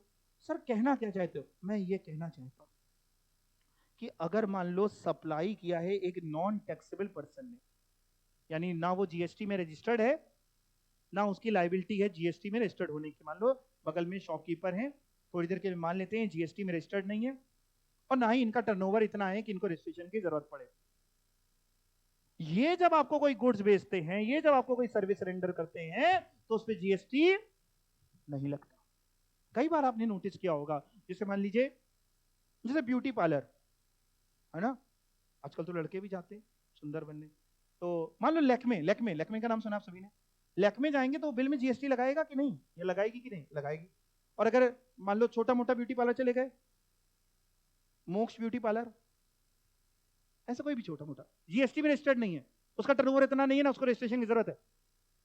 सर्विसेज तो आप सेम ही ले रहे हैं, वहां भी फेशियल करा रहे हैं, यहाँ भी फेशियल करा रहे हैं, अंतर का है, यहाँ जीएसटी नहीं लगेगा। क्यों नहीं लग रहा जीएसटी? क्योंकि वो टैक्सेबल पर्सन नहीं है। टैक्सेबल पर्सन मतलब, टैक्सेबल पर्सन वो व्यक्ति होता है जो जीएसटी में या तो रजिस्टर्ड हो या लाइबल टू बी रजिस्टर्ड हो। इतनी बात आप समझ गए हैं? पक्का? ओके। सर जैसे सपोज करिए हम टैक्सेबल पर्सन नहीं है, लेकिन हम जिससे सामान खरीद रहे हैं वो टैक्सेबल पर्सन है। मतलब सर मान लो आज हमारा पिज्जा खाने का मन किया, मान लो आज आपका पिज्जा खाने का मन किया, और कहाँ चले गए आप? कहाँ खाते हो? डोमिनोज में। फिर से आप डोमिनोज चले गए, डोमिनोज वाला जीएसटी में रजिस्टर्ड है, लेकिन आप रजिस्टर्ड नहीं हो, आप है रेसिपिएंट, आप है नॉन टैक्सेबल पर्सन, वो है टैक्सेबल पर्सन। क्या जीएसटी लगाए कि ना लगाए? लगाए। यानी आमतौर पे इस बात से फर्क जल्दी नहीं पड़ता कि रेसिपिएंट टैक्सेबल पर्सन है कि नॉन टैक्सेबल। होना कौन टैक्सेबल चाहिए? सप्लायर। दूसरा केस, सर हमको डोमिनोज का नहीं अच्छा लगता, बगल में एक ठेले में बना रहा था पिज्जा, हमने उससे खा लिया, वो भी रजिस्टर्ड नहीं है, हम भी रजिस्टर्ड नहीं है, नॉन टैक्सेबल है दोनों, जीएसटी नहीं लगेगा। पढ़िएगा, supply should be made by taxable person, समझ में आया? Supply between both non taxable parties, not liable to GST. लेकिन अगर सप्लायर रजिस्टर्ड है, टैक्सेबल है, और रेसिपिएंट अनरजिस्टर्ड है, नॉन टैक्सेबल, जो डोमिनोज का एग्जांपल लिया, जीएसटी लगेगा? बिल्कुल लगेगा। आप मूवी देखने जाते हो, टिकट में जीएसटी लगता है, आप तो टैक्सेबल नहीं हो, आप तो रजिस्टर्ड नहीं हो, फिर क्या लगता है? आज तक तो हमने देखी नहीं टिकट कभी, अब तो हम ऑनलाइन बुक कर लेते हैं, बुक माई शो से, इससे उससे लेके आता है ना, हाँ लेके देखा है, इसका लगता है। पहले एंटरटेनमेंट टैक्स लगा करता था, अब वो सब खत्म हो गया, जीएसटी के दायरे में आ गया। तो क्या साहब आप रजिस्टर्ड? आप तो रजिस्टर्ड नहीं है, आप तो बढ़िया जा रहे हैं अंदर, पॉपकॉर्न खाएंगे, पिक्चर देखेंगे, मजे उठाएंगे, जीएसटी लग रहा है? लग रहा है, वो तो टैक्सेबल है। ले किससे रहा है वो? आप ही से ले रहा है, indirect tax. Supply could be made to a non taxable person also, यानी टैक्सेबल पर्सन को कर रहे हैं तो जीएसटी है, नॉन टैक्सेबल को कर रहे हैं तो भी जीएसटी है। और टैक्सेबल पर्सन कौन होता है वो तो आपको पढ़ाई दिया। यहां तक में अगर आपका कोई डाउट आता है तो पहले आप वो पूछ लो, इतने में अगर किसी को कोई भी चीज अगर लगती है कि एक बार और समझा दो, या कोई एग्जाम्पल आपके दिमाग में आ रहा हो कि सर अगर ऐसा होगा तो क्या होगा, वैसा होगा तो क्या होगा, अगर कुछ पूछना चाहे तो आप पूछ सकते हैं। किसी को किसी का कोई डाउट, हैंड रेज करिए। है कोई डाउट? नहीं, कुछ भी नहीं आ रहा दिमाग में? अब एक काम किया करो, जहां पे भी जैसे जाते हो खरीदने वरीदने, वहां पे बिल देखा करो। क्या देखोगे? उससे क्या फर्क पड़ेगा आपको? कुछ सीखने को मिल जाएगा। देखते हो आप बिल वगैरह? ओके, तो किसी को कोई डाउट नहीं है? ऑनलाइन वाले बच्चों नहीं है डाउट, ठीक है। अब मैं आपको लेके चलता हूं जीएसटी में शेड्यूल 1 की तरफ। यानी सर सप्लाई चल रहा है, बिल्कुल सर। शेड्यूल 1 क्या है? शेड्यूल 1 है डीम्ड सप्लाई का। शेड्यूल 1 4 केसेस बताएगा, ना 3 ना 5, कितने? 4। वो कहेगा साहब ये 4 केसेस में अगर कंसीडरेशन मिसिंग भी है तो भी सप्लाई है। अगर कंसीडरेशन मिसिंग भी है तो भी सप्लाई है। आज तक के किसी भी लॉ में मैंने आपको बताया ऐसा नहीं होता था। आज तक के किसी भी लॉ में कंसीडरेशन नहीं, टैक्स नहीं। लेकिन जीएसटी में लॉ मेकर ज्यादा ही शाना हो चुका था। वो कह रहा साहब इन 4 केसेस में कंसीडरेशन नहीं भी होगी तो भी हम तुमसे टैक्स लेंगे, हम उसको डीम्ड सप्लाई मान लेंगे। पढ़े तो पढ़ के देखते हैं। शेड्यूल 1 बहुत इंपॉर्टेंट है। There are few transaction which even without consideration, even भले ही कंसीडरेशन नहीं है तब भी उनको हम सप्लाई मानते हैं, also known as deemed supply. मतलब सर अगर कंसीडरेशन होगी तो क्या होगा? अगर कंसीडरेशन होगी तो तुम शेड्यूल 1 में जाने की जरूरत ही नहीं है, तो तुम सप्लाई है ही ना। शेड्यूल 1 में हम जाएंगे कब? जब कंसीडरेशन नहीं होगी और हमें चेक करना होगा कि शेड्यूल 1 के वो 4 पॉइंट में आ रहा है कि नहीं। कंसीडरेशन नहीं है, शेड्यूल 1 के भी चारों पॉइंट में कहीं नहीं लिखा है, बल्ले बल्ले जीएसटी की बात नहीं आएगी। कंसीडरेशन नहीं है लेकिन शेड्यूल 1 के 4 पॉइंट में से कहीं लिखा है, जीएसटी की बात आएगी। कंसीडरेशन नहीं है, शेड्यूल 1 में कहीं लिखा है, तो जीएसटी की बात आएगी। जैसे आपको समझाता हूं क्यों लाया लॉ मेकर, आपको थोड़ा लॉजिक समझा दूं क्यों वो ले करके आया, तो आपको थोड़ी चीजें क्लियर होंगी। जैसे सपोज करो, मान लो एक मोबाइल की शॉप वाला है। वो क्या करता है? मोबाइल खरीदता है और बेचता है। शॉप ट्रेडर है। जब खरीदता है तो बिल में जीएसटी लग के आता है जिसका वो आईटीसी बुक करता है, और जब बेचता है तो आउटपुट जीएसटी लगता है। आउटपुट जीएसटी में आईटीसी माइनस करता है, बचा हुआ पे कर देता है। तो ये आमतौर पे सब कुछ ठीक है, कोई दिक्कत ही नहीं है साहब। शेड्यूल 1 में जाने की हमें क्या ही जरूरत है? आप खरीद रहे हो, आप बेच रहे हो, फ्री में नहीं दे रहे हो, आप बेच रहे हो। लेकिन एक बार क्या हुआ, इसने क्या किया, मोबाइल खरीदा, तो जिससे भी खरीदता था, जो भी कंपनी से मोबाइल खरीदा, उस पर आईटीसी भी बुक कर लिया। जैसे आईटीसी था 100 रुपए का। आईटीसी समझ रहे हो? 100 रुपए मतलब खरीदने पे 100 रुपए का टैक्स लगा था, उसका आईटीसी मिल गया इसको। गवर्नमेंट ने आईटीसी इसको क्यों कहा था तुम ले लेना? किस लालच में? इस लालच में कहा था कि भाई तुम जब ये मोबाइल बेचोगे तो आउटपुट टैक्स बनेगा। लेट से आउटपुट टैक्स बनेगा 150, तो तुम 150 में 100 माइनस करके 50 और जमा करा देना। इसी लालच में तो कहा था, तभी तुम आईटीसी दे रहे थे। जैसे अगर कंज्यूमर होते तो क्या आपको आईटीसी मिलता? नहीं मिलता। आपने देखा था कंज्यूमर को आईटीसी नहीं मिलता। अब इस बंदे ने क्या किया, है इसकी मोबाइल की शॉप, मोबाइल खरीदा, आईटीसी बुक किया, और फिर क्या हुआ, एक दिन इसकी शॉप में इसका एक फ्रेंड आया, बहुत पुराना गहरा मित्र मिला। उसने कहा अरे तुम्हारी मोबाइल की शॉप है, हम तो मोबाइल खरीदने आए थे। उसने कहा अरे कौन सा चाहिए तुमको मोबाइल? उसने कहा ये सो एंड सो आईफोन चाहिए, जो भी चाहिए। कितने का है? उसने कहा अरे तुमसे पैसे लेंगे? कैसी बात कर रहे हो यार, अपनी दोस्ती किस काम की, ये लो मोबाइल फोन, ये मोबाइल फोन तुम ले जाओ। और मोबाइल फोन उसको दे दिया। अब जीएसटी डिपार्टमेंट कह रहा भैया तुमने हमारा भी चूना लगा दिया। वो कह रहे तुम्हारा चूना कैसे लग गया? हमारा मोबाइल फोन हम किसी को फ्री में दें, गंगा जी में बहा दे, तुमसे क्या लेना देना? लॉ मेकर कह रहा हमसे लेना देना है, तुमने इस मोबाइल फोन में आईटीसी बुक किया था, ये सुनो किया था कि नहीं? आईटीसी हमने तुम्हें क्यों दिया था? कि तुम इसको फर्दर सप्लाई करोगे। तुमने तो फ्री में दे दिया। अगर तुमने फ्री में दे दिया तो हम इसको डीम्ड सप्लाई मान लेंगे। तुम भले अपने दोस्त से पैसा ना लो, हम इसको डीम्ड सप्लाई मान लेंगे और इस पे जीएसटी लगाएंगे। जीएसटी लाओ। हमको जीएसटी चाहिए। ऐसे कुछ पॉइंट, ये पहला पॉइंट समझाया आपको। पहला पॉइंट है, अगर आपने परमानेंट ट्रांसफर या डिस्पोजल कर दिया है बिजनेस एसेट का जिसका आप आईटीसी ले चुके थे, तो वो डीम्ड सप्लाई है। बहुत ध्यान से पढ़िएगा, इसके अंदर बारीकियां सिखाएंगे आपको। परमानेंट ट्रांसफर या डिस्पोजल बिजनेस एसेट्स का, कौन से, where ITC has been availed on such asset, कब, विद कंसीडरेशन की विदाउट कंसीडरेशन। पूरा शेड्यूल 1 ही विदाउट पे है, शेड्यूल 1 ही शुरू हुआ था without pay he. With consideration होता तो ये सब पंचायती ना होती, वो तो सप्लाई है ही। विदाउट कंसीडरेशन ही चल रहा है सब कुछ। क्या हुआ है, कंडीशंस की अगर बात करें तो ध्यान से देखिएगा। एक कंडीशन है, आपने परमानेंट ट्रांसफर या डिस्पोजल किया हो, सारी कंडीशन अट्रैक्ट होंगी तभी डीम्ड सप्लाई है। इस लाइन के अंदर आपको इतनी कंडीशन कैसे दिखेंगी, देखिए ध्यान से। दूसरी, किस चीज का किया हो, किसी बिजनेस एसेट का किया हो। तीसरी, आईटीसी आपने क्लेम उस पे कर रखा हो, आईटीसी अवेल कर रखा हो। चौथी, विदाउट कंसीडरेशन किया हो। ये 4 कंडीशन हो गई। अगर ये चारों कंडीशन पूरी होती हैं तो जो तुमने सप्लाई किया है उसको हम डीम्ड सप्लाई मान लेंगे और तुमसे पैसा लेंगे। और एग्जाम्पल सुन लो। मान लो एक एसी की शॉप है, एसी खरीदता है बेचता है, एसी खरीदता है बेचता है, खरीदता है बेचता है, खरीदता है तो आईटीसी बुक करता है। एक बार क्या किया उसने, अपनी शॉप से उठा करके एक एसी अपने घर में लगा लिया। जो एसी खरीदा था, तुमने आईटीसी बुक किया था, गवर्नमेंट ने आईटीसी आपको क्यों दिया था, क्योंकि आपको बाद में बेचोगे तो गवर्नमेंट को उसका टैक्स मिल जाएगा। आपने क्या किया, उसको खरीद करके खुद घर पे लगा लिया। गवर्नमेंट कह रही देखिए क्या परमानेंट ट्रांसफर या डिस्पोजल हो गया, आंसर इज यस। दूसरा, आपका ऐसा बिजनेस एसेट था, हाँ था, बिजनेस रिलेटेड है। तीसरा, आईटीसी अवेल किया था, विदाउट कंसीडरेशन है, हाँ, ये डीम्ड सप्लाई है। क्लियर हो पा रहा है।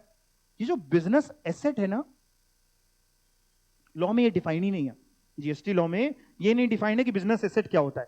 तो आप एसेट से क्या समझते हैं, हम फिक्स्ड एसेट्स की बात कर रहे हैं, कभी ना कभी वो बैलेंस शीट देखी होगी आपने। हम फिक्स्ड एसेट्स की बात कर रहे हैं कि हम स्टॉक की बात कर रहे हैं, इन्वेंट्रीज की बात कर रहे हैं। फिक्स्ड एसेट मतलब मशीन, फर्नीचर, इनकी बात कर रहे हैं कि जिस चीज में हम व्यापार करते हैं उसकी बात कर रहे हैं। हम दोनों की बात कर रहे हैं, जो भी बिजनेस एसेट है। समझ पा रहे हैं आप बात को। मान लो आपका पेन का व्यापार है, पेन बनाने के लिए आपने मशीन खरीदी थी, मशीन बेचने के लिए नहीं खरीदी थी, पेन बनाने के लिए। आईटीसी अवेल किया, कुछ टाइम यूज किया, उसके बाद किसी को उठा के दान दे दिया, या तुम ले जाओ। आपने दान तो दिया, आप पुण्य तो कमा रहे हैं, लेकिन गवर्नमेंट कह रही है हमको हमारा जीएसटी चाहिए, ये टीम सप्लाई है। सर अगर हमने आईटीसी लिया ही ना हो तो,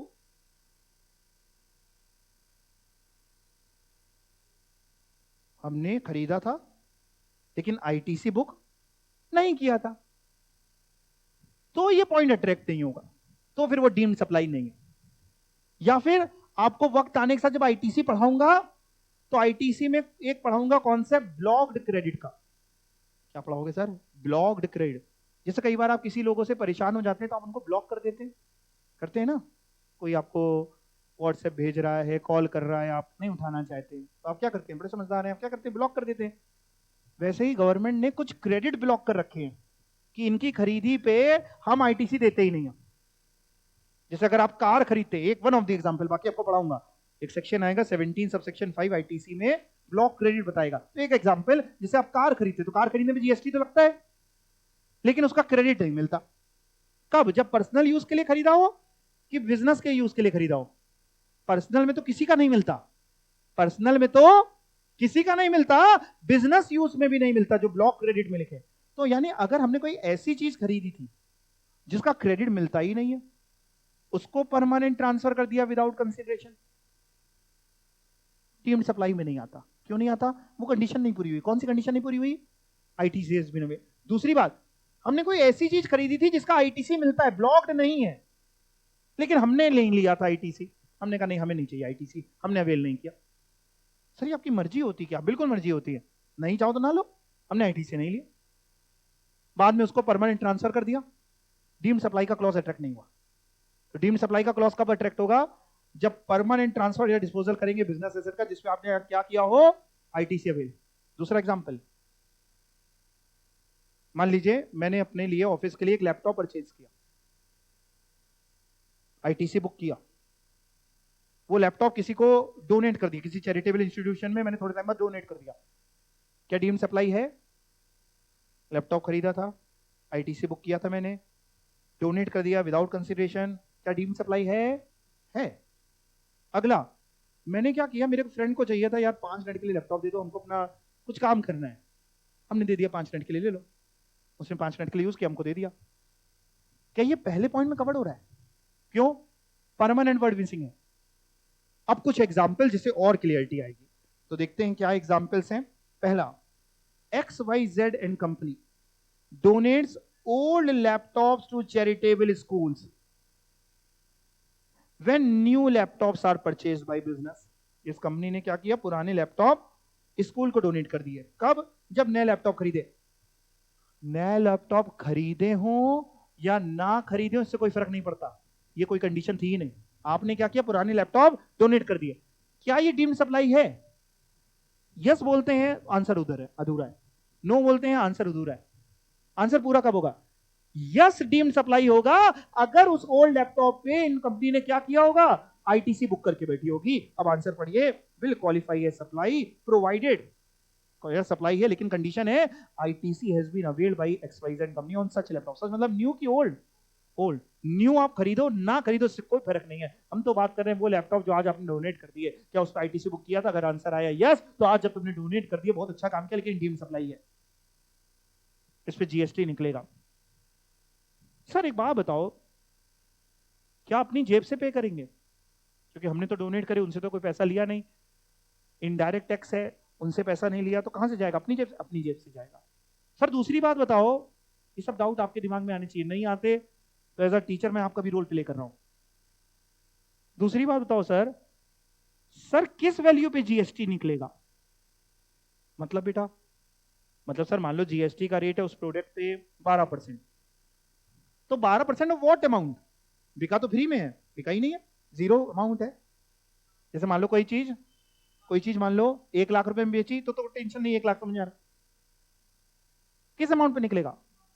नहीं नहीं नहीं, वो वैल्यू सेक्शन 15 बताएगा, आगे पढ़ाऊंगा, एक टॉपिक पढ़ाऊंगा, इसे आज नहीं पढ़ाऊंगा, एक टॉपिक आएगा वैल्यू ऑफ टैक्सेबल सप्लाई, कि वैल्यू कैसे निकलती है, वहां पे सीखूंगा। आज तो ये सीख रहे हैं, इस पे जीएसटी निकलेगा, किस कौन सी वैल्यू पे निकलेगा वो वक्त आने पे सीखेंगे, अपने आप आएगा।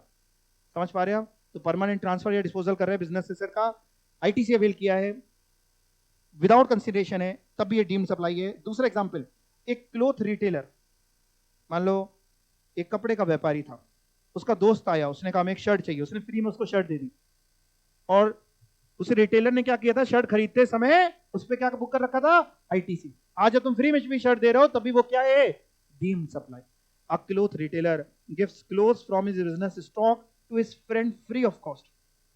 In this case, transfer of business stock could amount to supply if he had claimed ITC on his purchase of businesses. Clear हो पा रहा है आपको? तीसरा अपने आप पढ़िए, एसी का एग्जांपल जो आपको दिया था वही है।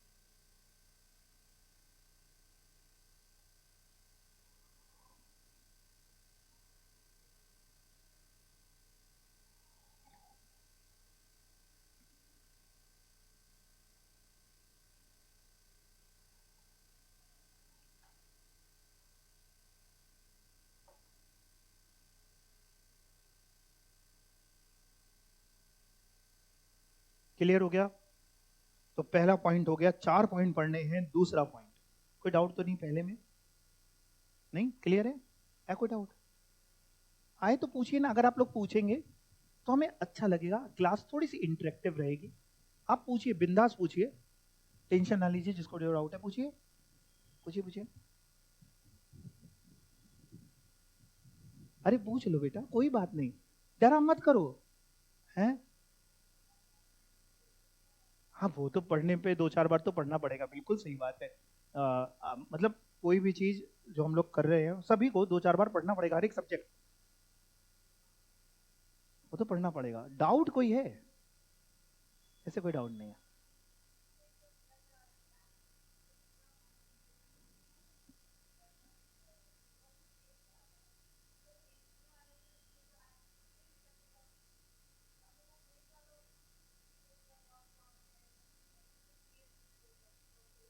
हम्म। नहीं, फिर अगर बेच रहा है, अगर पैसे ले रहा है तो फिर अपनी जेब से नहीं लगेगा ना। अगर आपने, हाँ पैसे नहीं ले रहा तो फिर आपको अपनी जेब से देना पड़ेगा। यानी आपने खरीदते समय किस अमाउंट पे लगेगा वो भी बता दिया हमने, किस अमाउंट पे लगेगा जीएसटी, वो सेक्शन 15 बताएगा, वो भी हमने बता दिया आपको किस अमाउंट पे निकलेगा। ऐसे केसेस में विदाउट कंसिडरेशन में उसके लिए भी गवर्नमेंट ने, जीएसटी डिपार्टमेंट ने सेक्शन 15 बना रखा है वैल्यू ऑफ सप्लाई का, वो बताएगा। नहीं, आपको उस अमाउंट पे लगेगा, आईटीसी वापस करने कोई मतलब नहीं, उस अमाउंट पे आप जीएसटी पे कर दीजिए बस, ठीक है। और बताइए। हाँ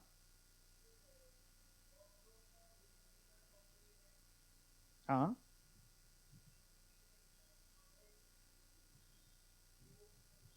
बिल्कुल, बहुत बढ़िया डाउट है। मैं पहले डाउट्स रिपीट करता हूँ और आप ही लोग से चाहूंगा इसका आंसर। मैं इनका डाउट को थोड़ा फ्रेम कर देता हूँ। कह रहे सर, जैसे मान लीजिए, थोड़ा फ्रेम कर देता हूँ आपके डाउट को। मान लीजिए सर, थोड़ा एग्जाम्पल इंटरेस्ट के साथ, जैसे कल को मान लीजिए आपकी शादी होगी, शादी करेंगे, तो बहुत से लोग शादी के समय पे भी इनका इतना नहीं था, लेकिन हम थोड़ा उसको फ्रेम कर दें तो आपको मजा आएगा। शादी के समय पे लोग क्या करते हैं, शेरवानी या फिर लहंगा वगैरह किराए पे ले लेते हैं, होता है ना। जो अमीर लोग हैं वो खरीद लेते हैं, और कई लोग सोचते हैं यार एक दिन की बात है ना, 20-25 हज़ार 30 हज़ार का लहंगा सिलवाने से बढ़िया है कि 2-4-5 हज़ार रुपए के किराए पे ले लो। होता है ऐसा कि नहीं होता है ना, जैसे कानपुर में शिवाले वगैरह में मिलते हैं, बढ़िया किराए पे मिलता है। तो आप कह रहे हैं, इनका डाउट ये है कि मान लीजिए सर किसी का काम है किराए पे कपड़े देने का, तो वो जब किराए पे देता है तो क्या उस पर जीएसटी लगता है? आंसर इज यस, बिल्कुल लगता है। दूसरा डाउट ये आता हुआ कि सर मान लीजिए उसने किराए पे किसी अपने फ्रेंड को दे दिया है फ्री ऑफ कॉस्ट। जिस लहंगा जब उसने खरीदा था, जो भी चीज दुकानदार ने जब खरीदी थी तब उस पर आईटीसी अवेल किया था, आज अपने दोस्त को दे दिया, दोस्त की शादी थी, लहंगा पहनने के लिए, लहंगा नहीं होता शेरवानी, दोस्त की शादी थी, हाँ, तो शेरवानी उसको दे दी पहनने के लिए फ्री ऑफ कॉस्ट, तो क्या ये पहले पॉइंट पे आ जाएगा? क्वेश्चन समझ गए? आप ही लोग आंसर दें। ज्यादातर बच्चे कह रहे हैं नहीं। कोई बता पाएगा क्यों नहीं कह रहे हैं? Very good, permanent word attract नहीं हुआ, तो ये पहले पॉइंट में अट्रैक्ट नहीं होगा। This is not permanent transfer, दे ही दिया है। दूसरा केस आता है, दे ही दिया कि तुम्हारी शादी तुम ही रख लेना, अब हमको वापस नहीं चाहिए, अब आ जाएगा। क्लियर हो गया आपको डाउट? तो वो डीम्ड सप्लाई नहीं होगा। हाँ हाँ, वापस दे दिया, उसके बाद जब किसी और को वो रेंट पे देगा तब सप्लाई होगा। मतलब आज आपकी शॉप है, मान लीजिए ये आप हैं, ठीक है, आपकी है शॉप, आपका नाम है शॉप का लहंगे वाले, ठीक है, और आपका फ्रेंड आया, उसकी शादी थी, आप लहंगे किराए पे देते हैं, आपने क्या किया, फ्रेंड को पहनने के लिए दे दिया, फ्रेंड ने लहंगा पहन लिया, ये ऐसे कैसे करके जैसे भी पहन लिया लहंगा, ये फ्रेंड है ठीक, लहंगा पहने, फ्रेंड ने लहंगा पहन के आपको वापस कर दिया, फिर आपने किसी को किराए पे दिया, अब जीएसटी लगेगा? अब तो लगेगा। लेकिन आपने जो फ्रेंड को लहंगा दिया था, अगर पैसे लिए होते तो लगता, पैसे नहीं लिए तो क्यों नहीं लग रहा? परमानेंट ट्रांसफर है। क्लियर हो गया? पक्का? और कोई डाउट आता हुआ इसमें? समझ आ गया ना? ओके, और किसी को कोई डाउट नहीं? चलें आगे। ओके, सेकंड पॉइंट,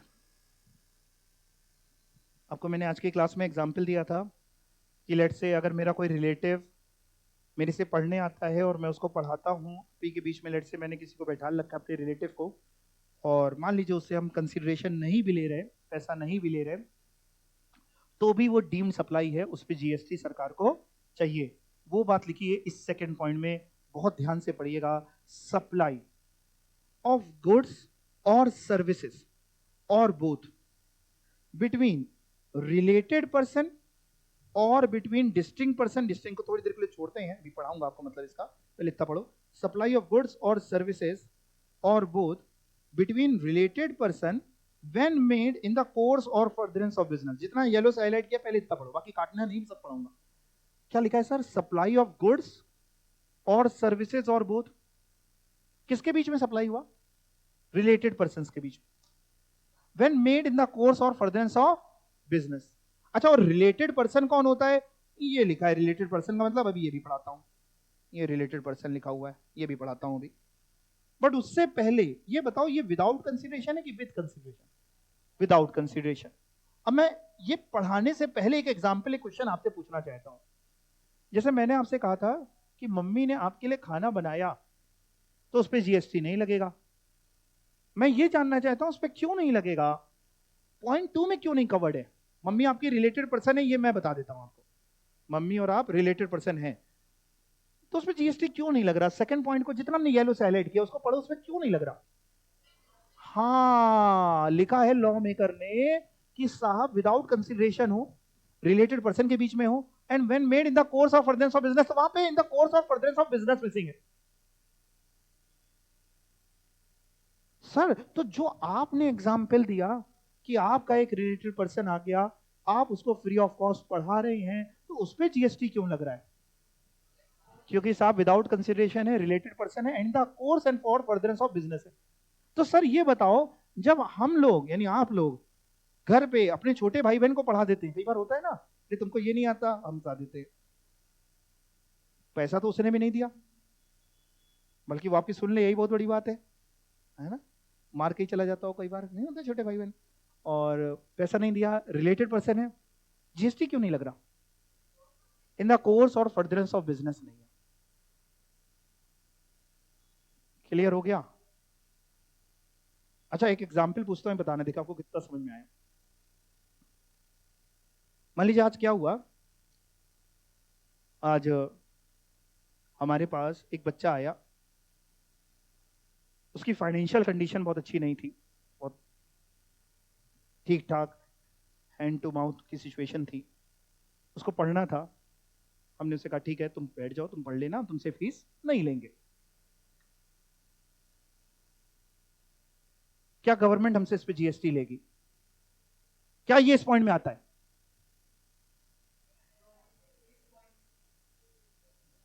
क्या ये डीम्ड सप्लाई है? विदाउट कंसिडरेशन है, क्या ये डीम्ड सप्लाई है? डीम्ड सप्लाई है, यस और नो? यस वाले कितने हैंड रेज करिए फटाफट, और नो वाले? डीम्ड सप्लाई है, हाँ है, नहीं, अच्छा नो वाले नहीं है, ओके। अब सभी बच्चे, पूरी क्लास, इनको ध्यान से सुनिएगा, ये क्यों कह रही नहीं है, तेजी बोलिएगा क्यों आपको लगता है कि डीम्ड सप्लाई नहीं है? क्योंकि रिलेटेड पर्सन नहीं है साहब, ये डीम्ड सप्लाई नहीं है, इस पे जीएसटी नहीं लगेगा। पूरा पढ़िए, येलो से जो हाईलाइट है, टेक्स्ट को आंखों से पढ़ा जाता है, लिखी कुछ ही होता है लेकिन पढ़ नहीं पाता है बच्चा। लिखा है सप्लाई ऑफ गुड्स और सर्विसेज और बोथ बिटवीन रिलेटेड पर्सन। मैंने क्या बोला? मेरे पास कोई बच्चा आया, उसकी फाइनेंशियल कंडीशन अच्छी नहीं थी, मैंने उससे कहा पढ़ लो। तो साहब विदाउट कंसिडरेशन भी है, इन the course of furtherance of business भी है, सप्लाई भी है, लेकिन साहब रिलेटेड पर्सन नहीं है ना, तो टीम सप्लाई नहीं है, मतलब जीएसटी नहीं लगेगा। समझ पा रहे हैं आप मेरी बात को? पक्का? तो क्या क्या होना जरूरी है? रिलेटेड पर्सन, दूसरा इन the course of furtherance of business और विदाउट कंसिडरेशन। अच्छा मान लो रिलेटेड पर्सन है, हमने कहा पढ़ना है तो पैसे तुमको भी देने पड़ेंगे, घोड़ा घास से दोस्ती करेगा तो खाएगा क्या? पैसे तो देने पड़ेंगे। हमने उससे फीस ले ली। देखिए सारे एग्जाम्पल हम अपने ऊपर ले लेके आपको समझाने की कोशिश करते हैं। सप्लाई है, यस और नो? डीम्ड सप्लाई शेड्यूल 1 में कवर्ड हो रहा है? नहीं साहब। अच्छा और रिलेटेड नहीं है, हमने पैसे ले लिए तो भी सप्लाई, पैसे ले लिए तो सर सप्लाई तो है ही, फिर तो कोई टेंशन की बात ही नहीं है। सेम एग्जाम्पल आपके ऊपर लगते हैं। आपने अपने छोटे भाई बहन को घर पे पढ़ाया, आपने कहा हमको 500 रुपए चाहिए तभी पढ़ाएंगे तुमको, वो कह रहा हमको पढ़ा दो भैया, भैया हमारा एग्जाम है कल, हम फेल हो जाएंगे। आपने कहा नहीं भाई हो गए अलग, 500 रुपए चाहिए, आपने उससे 500 ले लिए, उस पर जीएसटी लगेगा? क्या वो सप्लाई है? आंसर है कि वो सप्लाई है। दूसरा सर्विस की सप्लाई है। तीसरा पैसा ले रहे हो तो व्यापार हो गया, लेकिन तब भी जीएसटी नहीं लगेगा। क्यों नहीं लगेगा आप बताओ? हाँ क्योंकि आप टैक्सेबल पर्सन नहीं है। आपका कौन सा टर्नओवर अभी सर्विस में 20 लाख या उससे ऊपर पहुंच गया, ना आप जीएसटी में रजिस्टर्ड हो ना लाइबल टू बी रजिस्टर्ड हो, टैक्स नहीं लगेगा। समझ पा रहे हैं आप बात को? सर ये बात तो समझ में आ रही है कि भाई साहब रिलेटेड पर्सन होना चाहिए, और रिलेटेड पर्सन की सर डेफिनेशन भी पढ़ा दूं? ओके चलो, रिलेटेड पर्सन कौन होता है? अच्छा देखिए क्या होता है, कई बार हम सब लोग ना बहुत इमोशनल लोग हैं, बहुत बार कई बार ऐसा होता है कि आप लोग मन ही मन किसी को रिलेटेड मान चुके होते हैं, है ना? बट लॉ मेकर ना वो कह रहा है हम बताएंगे रिलेटेड कौन होता है, मतलब जिसको आप मान चुके हैं जरूरी नहीं है कि वो रिलेटेड। आप समझ पा रहे हैं मेरी बात? तो देख लीजिए कौन रिलेटेड होता है। सच पर्सन्स आर ऑफिसर्स और directors of one another's business. एक दूसरे के बिजनेस के कौन है वो? ऑफिसर्स हैं या डायरेक्टर्स हैं, तो वो आपस में रिलेटेड कहलाएंगे। मतलब सर रिलेटेड का मतलब केवल खून के रिश्ते की बात कर रहे हैं? नहीं भैया, खून का रिश्ता हो या ना हो, अभी तो खून के रिश्ते की बात ही नहीं हुई। ओके। या फिर such person are legally recognize partners in business. A B C, तीन पार्टनर एक पार्टनरशिप फर्म में, वो तीनों आपस में कौन है? रिलेटेड है। तीसरा जो आज तक के कहीं नहीं था, लॉ मेकर ने यहां डाल दिया, मैं जानबूझ के येलो से हाईलाइट कर रहा हूं। Such person are employer and employ. Employer employ कौन होते हैं हमारे जीएसटी लॉ के हिसाब से? Related person. कौन सा एम्प्लॉय? कोई भी एम्प्लॉय। एम्प्लॉयर एम्प्लॉय कौन है हमारे जीएसटी में? Related person. अभी इसका क्या तात्पर्य, से क्या फर्क पड़ेगा अभी बताऊंगा। या फिर कौन हो सर? एनी पर्सन, बहुत इंपॉर्टेंट पॉइंट है ये, एनी पर्सन डायरेक्टली और इनडायरेक्टली ओन्स और कंट्रोल और होल्ड्स। लॉ मेकर एक भी वर्ड डाल देता तो भी समझ में आता, सबका मतलब एक ही है, पर वो कहते नहीं सब डाल दो कहीं ऐसा ना हो कोई दिक्कत हो जाए। ओन्स, कंट्रोल और होल्ड क्या? 25% या उससे ज्यादा आउटस्टैंडिंग वोटिंग स्टॉक और shares of the company. Voting stock मतलब इक्विटी शेयर्स की बात हो रही, voting right, voting shares, equity में प्रेफरेंस में तो आता नहीं। यानी अगर आपके पास 25% या उससे ज्यादा इक्विटी शेयर हैं किसी दूसरे के, तो आप दोनों कौन है? रिलेटेड हैं। कौन है? हाँ, यानी मान लो ए, इधर है ना, एक मिस्टर ए है, मिस्टर ए के पास एक्स लिमिटेड के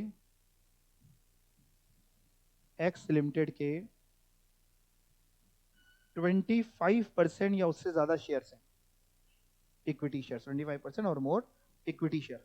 तो ये दोनों कौन हो जाएंगे? ए और ये कौन हो जाएंगे बोलो ना? रिलेटेड हो जाएंगे। अगला सुनिएगा, ए लिमिटेड है, ए लिमिटेड के पास बी लिमिटेड के 25% या उससे ज्यादा शेयर हैं। ये दोनों कौन है?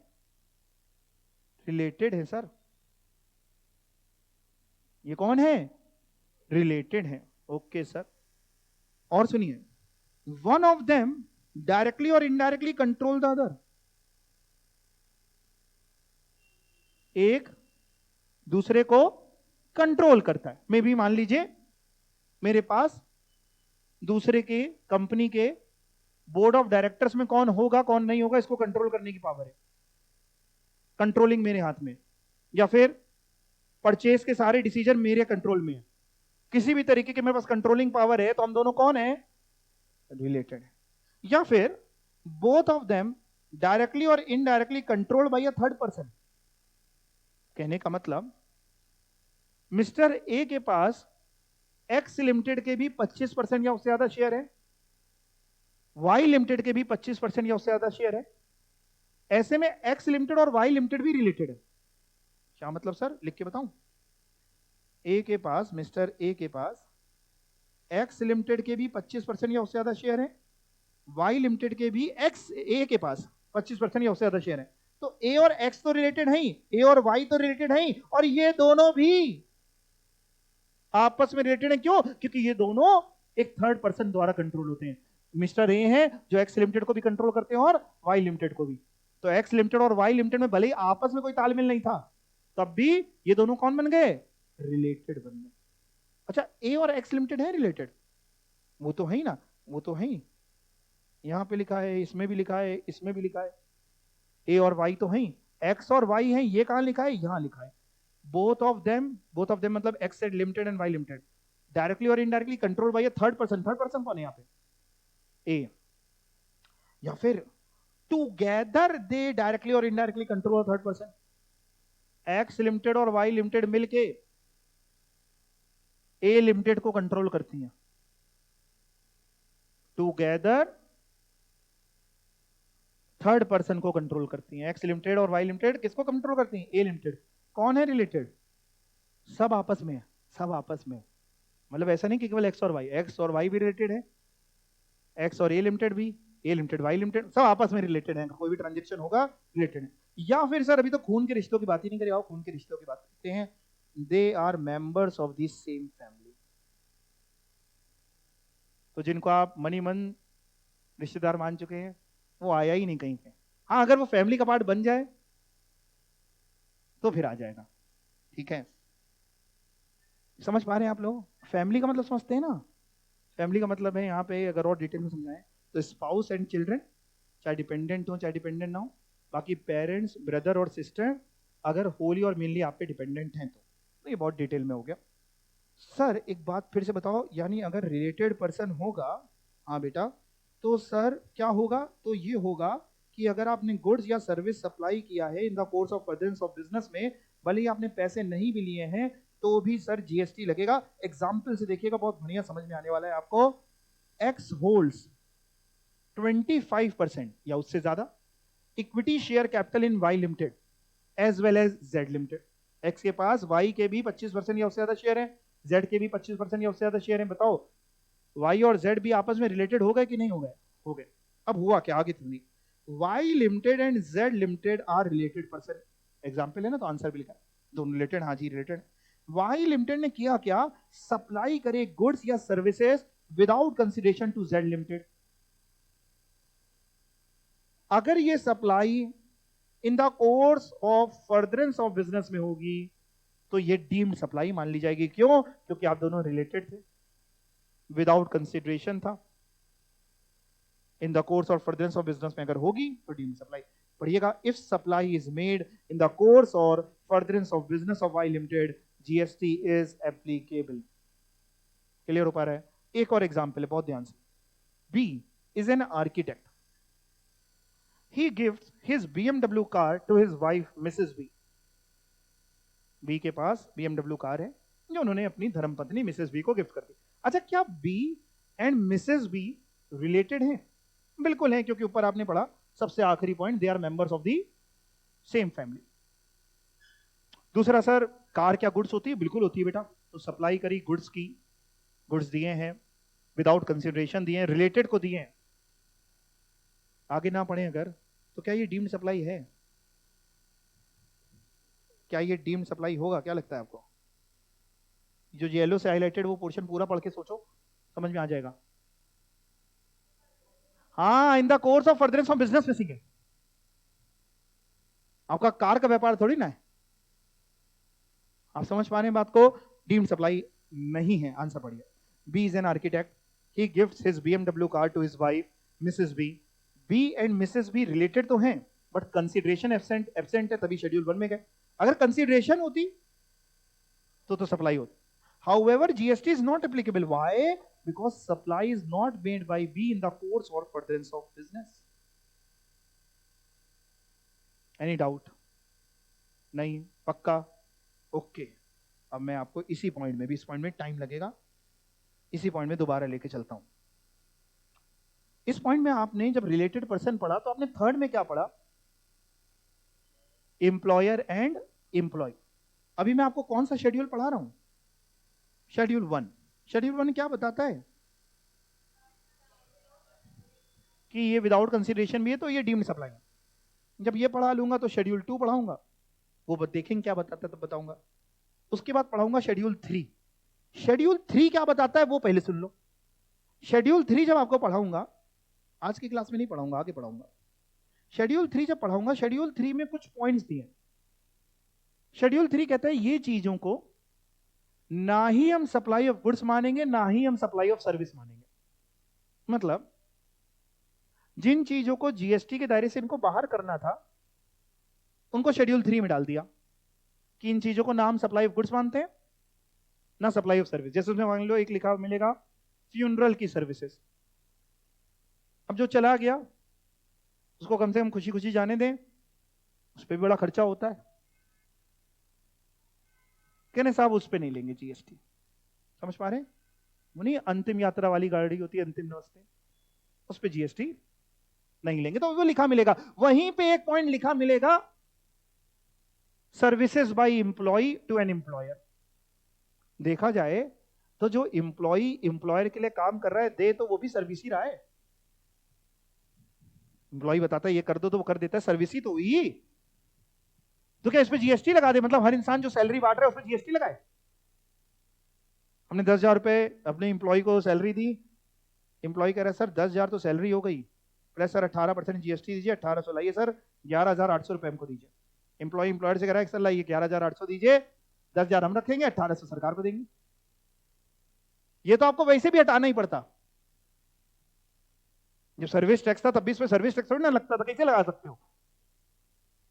है तो सर्विस, लेकिन लगा नहीं सकते ना। आप समझ पा रहे क्यों नहीं लगा? प्रैक्टिकली समझ रहे हैं? तो उसको शेड्यूल 3 में डाला हुआ है कि इंप्लॉई और एम्प्लॉयर, इंप्लॉय जो एम्प्लॉयर को सर्विसेज दे रहा है ना, उसको हम जीएसटी में सप्लाई ऑफ गुड्स मानते हैं ना सप्लाई ऑफ सर्विस, मतलब उस पर जीएसटी नहीं लगता।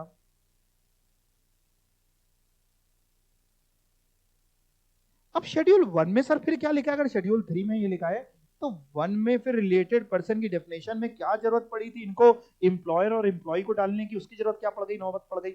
क्यों डाल दिया फालतू में उछल के रिलेटेड पर्सन में कि एम्प्लॉयर एम्प्लॉय रिलेटेड पर्सन है, जब तुमने जीएसटी उस पर चाहिए ही नहीं तो उसको रिलेटेड क्यों बना दिया तुमने? अब सुनो ध्यान से क्यों बना दिया। लॉ मेकर कहता है सर सुनिए, एम्प्लॉयर जो एम्प्लॉय को पे कर रहा है एज पर कॉन्ट्रेक्चुअल एग्रीमेंट, हमने है ये क्या होता है? कह रहा कॉन्ट्रेक्चुअल एग्रीमेंट मतलब जैसे मान लो हमने किसी एम्प्लॉय को रखा तो हमने उससे बताया कि हम तुमको 50,000 रुपये महीने तनख्वाह देंगे, हर महीने एक सोने की चेन देंगे। तो हम 50,000 रुपये तनख्वाह देते हैं, हर महीने एक सोने की चेन दे देते हैं। इसी चीज के लिए तो वो काम कर रहा है। वो हमारे लिए क्यों सर्विस दे रहा है, क्यों जॉब करता है, क्यों सुबह 9 से 7 आता है? कि उसको 50,000 रुपये मिलेंगे, एक सोने की चेन मिलेगी। क्या इस पर जीएसटी नहीं लगता? हम जब उसको देंगे जीएसटी नहीं लगता। क्यों? क्योंकि साहब उसने हमको जो सर्विस दी है बदले में हमने पैसे दिए हैं, वो ना सप्लाई ऑफ गुड्स है ना सप्लाई ऑफ सर्विस है, वो शेड्यूल 3 में लिखा है। हमने कहा ठीक। कह रहा लेकिन मान लीजिए सर एम्प्लॉयर ने एम्प्लॉय को अपने मन से कोई गिफ्ट दे दिया जो एग्रीमेंट का पार्ट नहीं था, जो कॉन्ट्रेक्चुअल एग्रीमेंट में नहीं लिखा था। हमने कहा मतलब? कह रहा मतलब सर मान लो एम्प्लॉयर ने एम्प्लॉय को एक आईफोन दे दिया कि तुम बहुत बढ़िया काम करते हो, आईफोन दे रहे। कॉन्ट्रेक्चुअल एग्रीमेंट का मतलब समझ रहे हैं आप? जैसे मान लीजिए आपकी जॉब लगेगी तो अपॉइंटमेंट लेटर मिलेगा, समझते हैं? टर्म्स एंड कंडीशन लिखी होंगी, उसमें लिखा होगा कि कंपनी का सीटीसी क्या है, कॉस्ट टू द कंपनी, उसमें क्या क्या इंक्लूडेड है, उसे सब बताएंगे आपको कि भैया इतनी तुम्हारी बेसिक सैलरी, इतना तुम्हारा डीए, इतना ये, कोई परक्यूजिट मिल रही होगी तो भी उसमें लिखी होगी कि तुमको हम रहने के लिए घर देंगे, खाने के लिए नाश्ता देंगे। जो जो उसमें लिखा है उन्हीं सबके लिए तो आप जॉब करने निकले हो। आपने देखा हाँ बढ़िया सब कुछ हमारे मन मुताबिक मिल रहा है, ठीक है सर कल से नौकरी भी आ जाएंगे। उसीलिए तो इंसान पट्टा लगा कर जॉब पे जा रहा है, मतलब पहन करके पट्टा समझते हैं, आईडी कार्ड, मतलब वैसे बोल दिया पट्टा। हम लोग अपनी देशी भाषा में यही बोलते हैं कि बस पट्टा लगा करके निकल पड़ो यही है। हाँ, तो इसीलिए तो इंसान जा रहा है जॉब पे। इन सब पे जीएसटी नहीं लगता क्योंकि ना ही सप्लाई ऑफ गुड्स है ना ही सप्लाई ऑफ सर्विस है। लेकिन अगर इसके अलावा इंप्लॉयर इंप्लॉय को कुछ पे कर रहा है, may be in kind, may be monetary terms में, जो पे करने के लिए वो लाइबल नहीं था, वो गिफ्ट होता है। मैं आपको ये समझाना चाह रहा हूं इस दुनिया में गिफ्ट क्या चीज होती है। जैसे अगर मान लो उसके अपॉइंटमेंट लेटर में लिखा है कि हम तुमको हर महीने एक सोने की चेन देंगे, तो सोने की चेन हम उसको देते हैं। क्या ये सोने की चेन हमने उसको गिफ्ट दिया है? दिस इज नॉट गिफ्ट, ये तो देना ही था। ये ना दे तो वो केस कर सकता है कि हमको जॉब पे रखा, हमसे कहा सोने की चेन देंगे, देते नहीं है, हमको पीतल की चेन दे दी। लेकिन अगर हमने उसमें नहीं लिखा था और हमने तब सोने की चेन दे दी, अपॉइंटमेंट लेटर में कहीं नहीं लिखा था, हमें बड़े अच्छा लगा, दिवाली आई, होली आई, ईद आई, बकरीद आई, या कुछ भी नहीं आया, ऐसा नहीं कि कोई ओकेजन ही होना है, हमको अच्छा लगा कि बढ़िया काम करते, निकलिए 10 तोले की सोने की चेन। लॉ मेकर कह रहे सर ये गिफ्ट है। हमने कहा कहना क्या है तो आगे बोलो। कह रहा है सर अगर एम्प्लॉयर एम्प्लॉय को गिफ्ट दे रहा है तो उस पर जीएसटी लगेगा, लेकिन वो अगर 50,000 या उससे कम की वैल्यू का है तो जीएसटी नहीं लगेगा। दैट मीन्स एम्प्लॉयर एम्प्लॉय को जो भी चीजें देगा अगर वो एज पर कॉन्ट्रेक्चुअल एग्रीमेंट है तो वो गिफ्ट ही नहीं होती।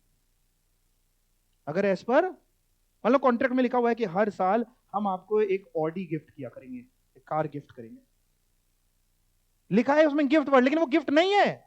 क्यों? क्योंकि कॉन्ट्रैक्ट में लिखा है ना सर, काय का गिफ्ट हुआ फिर तो आप दोगे ना, तो वो गिफ्ट उसमें जीएसटी नहीं लगता, वो तो शेड्यूल 3 में कवर्ड है। लेकिन जो चीजें कॉन्ट्रेक्चुअल एग्रीमेंट में नहीं लिखी, उसके अलावा इंप्लॉयर अपनी मर्जी से दे रहा है, कई बार होता है ना, एम्प्लॉय ने कुछ जो करके कुछ दे दिया एम्प्लॉय को कि ये लो तुमको एक घड़ी गिफ्ट कर देते हैं, अगर वो घड़ी की वैल्यू 50,000 या उससे कम की है जीएसटी नहीं, 50,000 से ज्यादा की है जीएसटी है।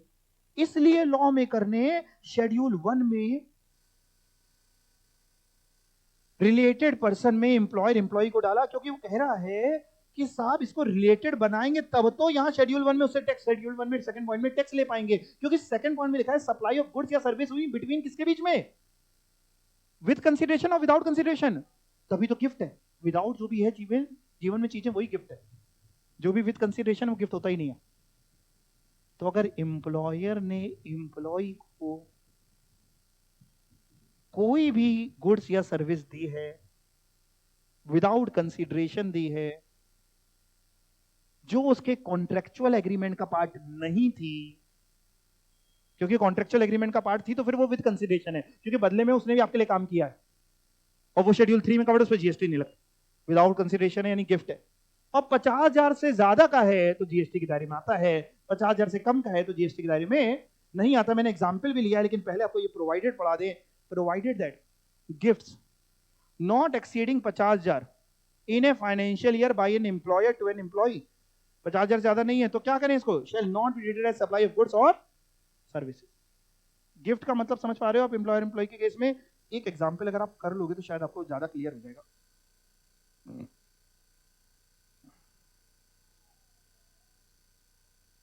X is marketing head of Y Limited, a car manufacturing company। एक कार मैन्युफैक्चरिंग कंपनी है वाई लिमिटेड, जिसके मिस्टर एक्स जॉब करते हैं, मार्केटिंग हेड है, किसी भी पोस्ट में हो हमें कोई ज्यादा फर्क नहीं है। एज पर एम्प्लॉयमेंट कॉन्ट्रैक्ट, जो एम्प्लॉयमेंट कॉन्ट्रैक्ट जो अपॉइंटमेंट लेटर है, salary of x is 4.5 lakh रुपए पर मंथ, 4.5 लाख रुपए महीने की इनको तनख्वाह मिलती है। डिसाइड, इसके अलावा he gets commission, bonus and allowances. Appointment letter में लिखा है तुम्हें कमीशन भी मिलेगा, बोनस मिलेगा, अलाउंसेस मिलेंगे। ऑन 31 अक्टूबर 2024, दिवाली वाले दिन, Y limited transfer a new car to X as Diwali gift, car दे दी दिवाली गिफ्ट के तौर पे। This gift is not covered by the employment agreement, यानी अपॉइंटमेंट लेटर में नहीं मिला, दिखा था कि हर साल दिवाली पे कार मिलने वाली है। अगर एम्प्लॉयर ना देता तो एम्प्लॉय उसके लिए सू नहीं कर सकता था, केस नहीं कर सकता था। जैसे 4.5 लाख रुपए ना दे तो सू कर सकता है कि तुमने पूरे महीने काम करा है, 4.5 लाख की बात तुम दे नहीं रहे हो, केस कर सकता है, कर सकता है। बोनस, अलाउंसेस, कमीशन अगर एम्प्लॉयमेंट कॉन्ट्रैक्ट में लिखे तुम नहीं दे रहे हो, केस कर सकता है, कर सकता है। लेकिन ये कार अगर लिखी होती तो फिर गिफ्ट नहीं होता, फिर जीएसटी की बात नहीं होती, लेकिन लिखी नहीं है, तुमने दी है, दिस इज गिफ्ट। क्या इसकी वैल्यू 50,000 से ज्यादा है? Y Limited transfer a new car to X as Diwali gift. This gift is not covered by employment agreement. Taxable value जो गिफ्ट की है as per section 15 ही बताते हैं वैल्यू ऑफ सप्लाई। क्या ना मान लो टैक्सेबल वैल्यू 20,20,000 है, क्या इस पे जीएसटी लगेगा? बिल्कुल लगेगा। क्यों? क्योंकि 50,000 से ज्यादा है। इसके अलावा इसी पॉइंट में एक और बात आई, जब लॉ मेकर ये पॉइंट लेके आया तो मार्केट में एक और बात निकली। मार्केट में लोगों ने कहा साहब कि एम्प्लॉयर एम्प्लॉय को जो चीजें प्रोवाइड कर रहा है, अगर वो कॉन्ट्रेक्चुअल एग्रीमेंट का पार्ट है तो गिफ्ट नहीं है, और कॉन्ट्रेक्चुअल एग्रीमेंट का पार्ट नहीं है तो गिफ्ट है। हमने कहा, लोगों ने कहा यार अक्सर ऐसा होता है कि एम्प्लॉयर एम्प्लॉय को चाय, कॉफी, बिस्किट्स, स्नैक्स वगैरह प्रोवाइड करता है, नहीं होता ऑफिस वगैरह में चाय वगैरह देते, अब कॉन्ट्रैक्ट में तो लिखा नहीं होता होगा। अपॉइंटमेंट लेटर में तो आमतौर पे आपको जब जॉब लगेगी ये तो नहीं लिखेंगे कि रोज तुमको 2 चाय भी मिलेंगी, एक सुबह एक शाम को, नहीं लिखा होता। बिस्किट मिलेंगे 4 बिस्किट गिन के, ऐसा तो नहीं लिखा होता। तो फिर ये बात है, यानी ये भी जो वो दे रहा है ये भी तो गिफ्ट ही हो गया एक तरीके का, और अगर इसकी वैल्यू 50,000 ज्यादा है तो फिर इस पर जीएसटी लगाए। आप समझ पाने मेरी बात? अगर एग्रीमेंट में लिखा तो कोई टेंशन ही नहीं, लेकिन एग्रीमेंट में नहीं लिखा होता प्रैक्टिकली, तो क्या इस पर जीएसटी लगेगा? आपसे अंदर से दिल से क्या आवाज आती है बताओ? नहीं लगना चाहिए ना, नहीं लगेगा। क्यों? क्योंकि आमतौर पे ये चीजें आप सभी को प्रोवाइड करते हैं, और ये निकाल पाना काफी टफ है। कि उसमें से कितनी चाय किसने पी, कितना खर्चा किस पे, मतलब ओवरऑल तो एम्प्लॉयर को पता होगा कि मान लो इस साल 5 लाख रुपए चाय पे खर्चा हुए हैं, चाय बिस्किट। अब लेकिन इस 5 लाख में इन्होंने कितनी चाय पी, इन्होंने, ये निकालना टफ है और निकालने में बड़ी चिंदी चोरी टाइप काम है। तो इस पे जीएसटी नहीं लगेगा। मैंने इसको भी जानबूझ के एग्जाम पे में लिखा है कि ये भी एग्रीमेंट में नहीं है लेकिन तब भी नहीं लगेगा। बिसाइड्स वाई लिमिटेड प्रोवाइड्स, दिख रहा है हम कहां पढ़ रहे हैं, इसके अलावा वाई लिमिटेड क्या प्रोवाइड करता है, tea, coffee, light snacks during a tea break to all of its employ in the office premises, सभी को देता है। एनुअल एक्सपेंडिचर चाय कॉफी वगैरह पे 5,40,000 हो गया। क्वेश्चन है point of consideration, GST applicable है कि नहीं। तो आपने बता दिया कि इनमें से सिर्फ, पूरे यहां से लेके यहां तक क्वेश्चन है, इनमें से सिर्फ और सिर्फ वो जो कार है ना उस पर जीएसटी लगेगा, बाकी किसी पे नहीं लगेगा। इसी बात को पॉइंट टू पॉइंट लिखा है कि पहली बात, सर्विस जो एम्प्लॉय एम्प्लॉयर को देता है, service provide by X to Y limited. X कौन है, एम्प्लॉय की एम्प्लॉयर, एम्प्लॉय यानी एम्प्लॉय जो एम्प्लॉयर को सर्विस देता है वो ना सप्लाई ऑफ गुड्स होती है ना ही सप्लाई ऑफ सर्विस होती है। शेड्यूल 3 में लिखा है, तो पहले लाइन ले लिखिए, services provide by X to Y limited is not supply of goods और सप्लाई ऑफ सर्विसेज, जीएसटी उस पर एप्लीकेबल नहीं होता। सैलरी, कमीशन, बोनस, अलाउंसेज जो वाई लिमिटेड पे कर रहा है विद इन एम्प्लॉयमेंट एग्रीमेंट, इन सब पे जीएसटी नहीं लगता। फिर अगला पॉइंट है कार के बारे में, दिख रहा है, पर कर दें, car transferred by Y limited to X without consideration is subject to GST. क्यों सर, क्योंकि एक्स और वाई एम्प्लॉयर एम्प्लॉई है और ये रिलेटेड है। रिलेटेड है कि नहीं, एम्प्लॉयर एम्प्लॉई है तो लॉ कह रहा है रिलेटेड है, मैं और कुछ चेक ही नहीं कर रहा। एंड वो सप्लाई जो कार दी वो एग्रीमेंट में भी नहीं लिखी थी, लिखी थी एग्रीमेंट में, अगर लिखी होती तो जीएसटी की बात नहीं होती, फिर वो गिफ्ट नहीं होता, क्योंकि फिर तो तुम्हारे फाउंडेशन है, तुम्हें देनी पड़ेगी ना। वैल्यू ऑफ सप्लाई 50,000 से ज्यादा, यानी अगर कार दी होती 20,000 की, ऐसा होता नहीं, लेकिन अगर कार दी होती 20,000 की तो नहीं लगता जीएसटी। और सर चाय कॉफी का क्या करें, उससे पेट फाड़ के निकाल लें, नहीं बेटा। Provision of tea, coffee, light snacks is not subject to GST, although, भले ही, पढ़ो आगे, भले ही वो सप्लाई एम्प्लॉयमेंट एग्रीमेंट में नहीं लिखी थी तब भी जीएसटी नहीं लगेगा, क्योंकि it is difficult to identify कौन है रिसिपिएंट। 5 लाख कितने की थी, 5,40,000 की चाय कौन पी गया, क्योंकि ऑफिस में कुछ कुछ बंदों को बहुत चाय चाहिए होती है, बहुत नशेड़ी होते हैं, कुछ कुछ को नहीं चाहिए होता है, ये होता है आमतौर पे। और जब आप जाएंगे तो आपकी भी आदत लग जाएगी, नहीं भी पीते होंगे तो उसको यार और चाय पीते, चलो अच्छा यार। हाँ, हम लोग जब ऑडिट करते थे हर 10-10 मिनट में चाय ले आ रहा है, कई बार मना करते हुए लगता तो बहुत कुछ नुकसान तो नहीं कर रहा अपनी जिंदगी का। और अच्छे ऑडिट्स पे जाते थे तो फिर वो कभी जूस लेके आ रहा है, कभी ड्राई फ्रूट्स लेके आ रहा है। पहले तो बड़ा, जब इंटर्नशिप में थे, आर्टिकलशिप में, तो बड़ा अच्छा लगता था, फिर धीमे धीमे समझ में आया कि वो ये क्यों कर रहा है, वो ये इसलिए कर रहा है कि इनको खाने पीने में मगन रखो, जितना खाने पीने में मगन रखोगे उतना ये, हाँ ये कम जांचेंगे, ऑडिट कम करेंगे। आइए सर आपको चिपलून घुमा लाते हैं, उससे मैंगो गार्डन दिखाते हैं। हम लोग भी जब आर्टिकलशिप में थे, बच्चे थे आपकी की जैसे, आओ चलो चलो बाहर में जाए ऑडिट। धीमे धीमे समझ में आया कि उसकी मंशाएं क्या थी। खैर, आई थिंक आपको ये बातें समझ में आ गई होंगी, पक्का। ओके, क्या शेड्यूल 1 सर खत्म हो गया? नहीं बेटा, आज शेड्यूल 1 के 2 ही पॉइंट हो पाए हैं, तो 2 पॉइंट और बचते हैं जिसको अगली क्लास में कंटिन्यू करेंगे। Thank you so much.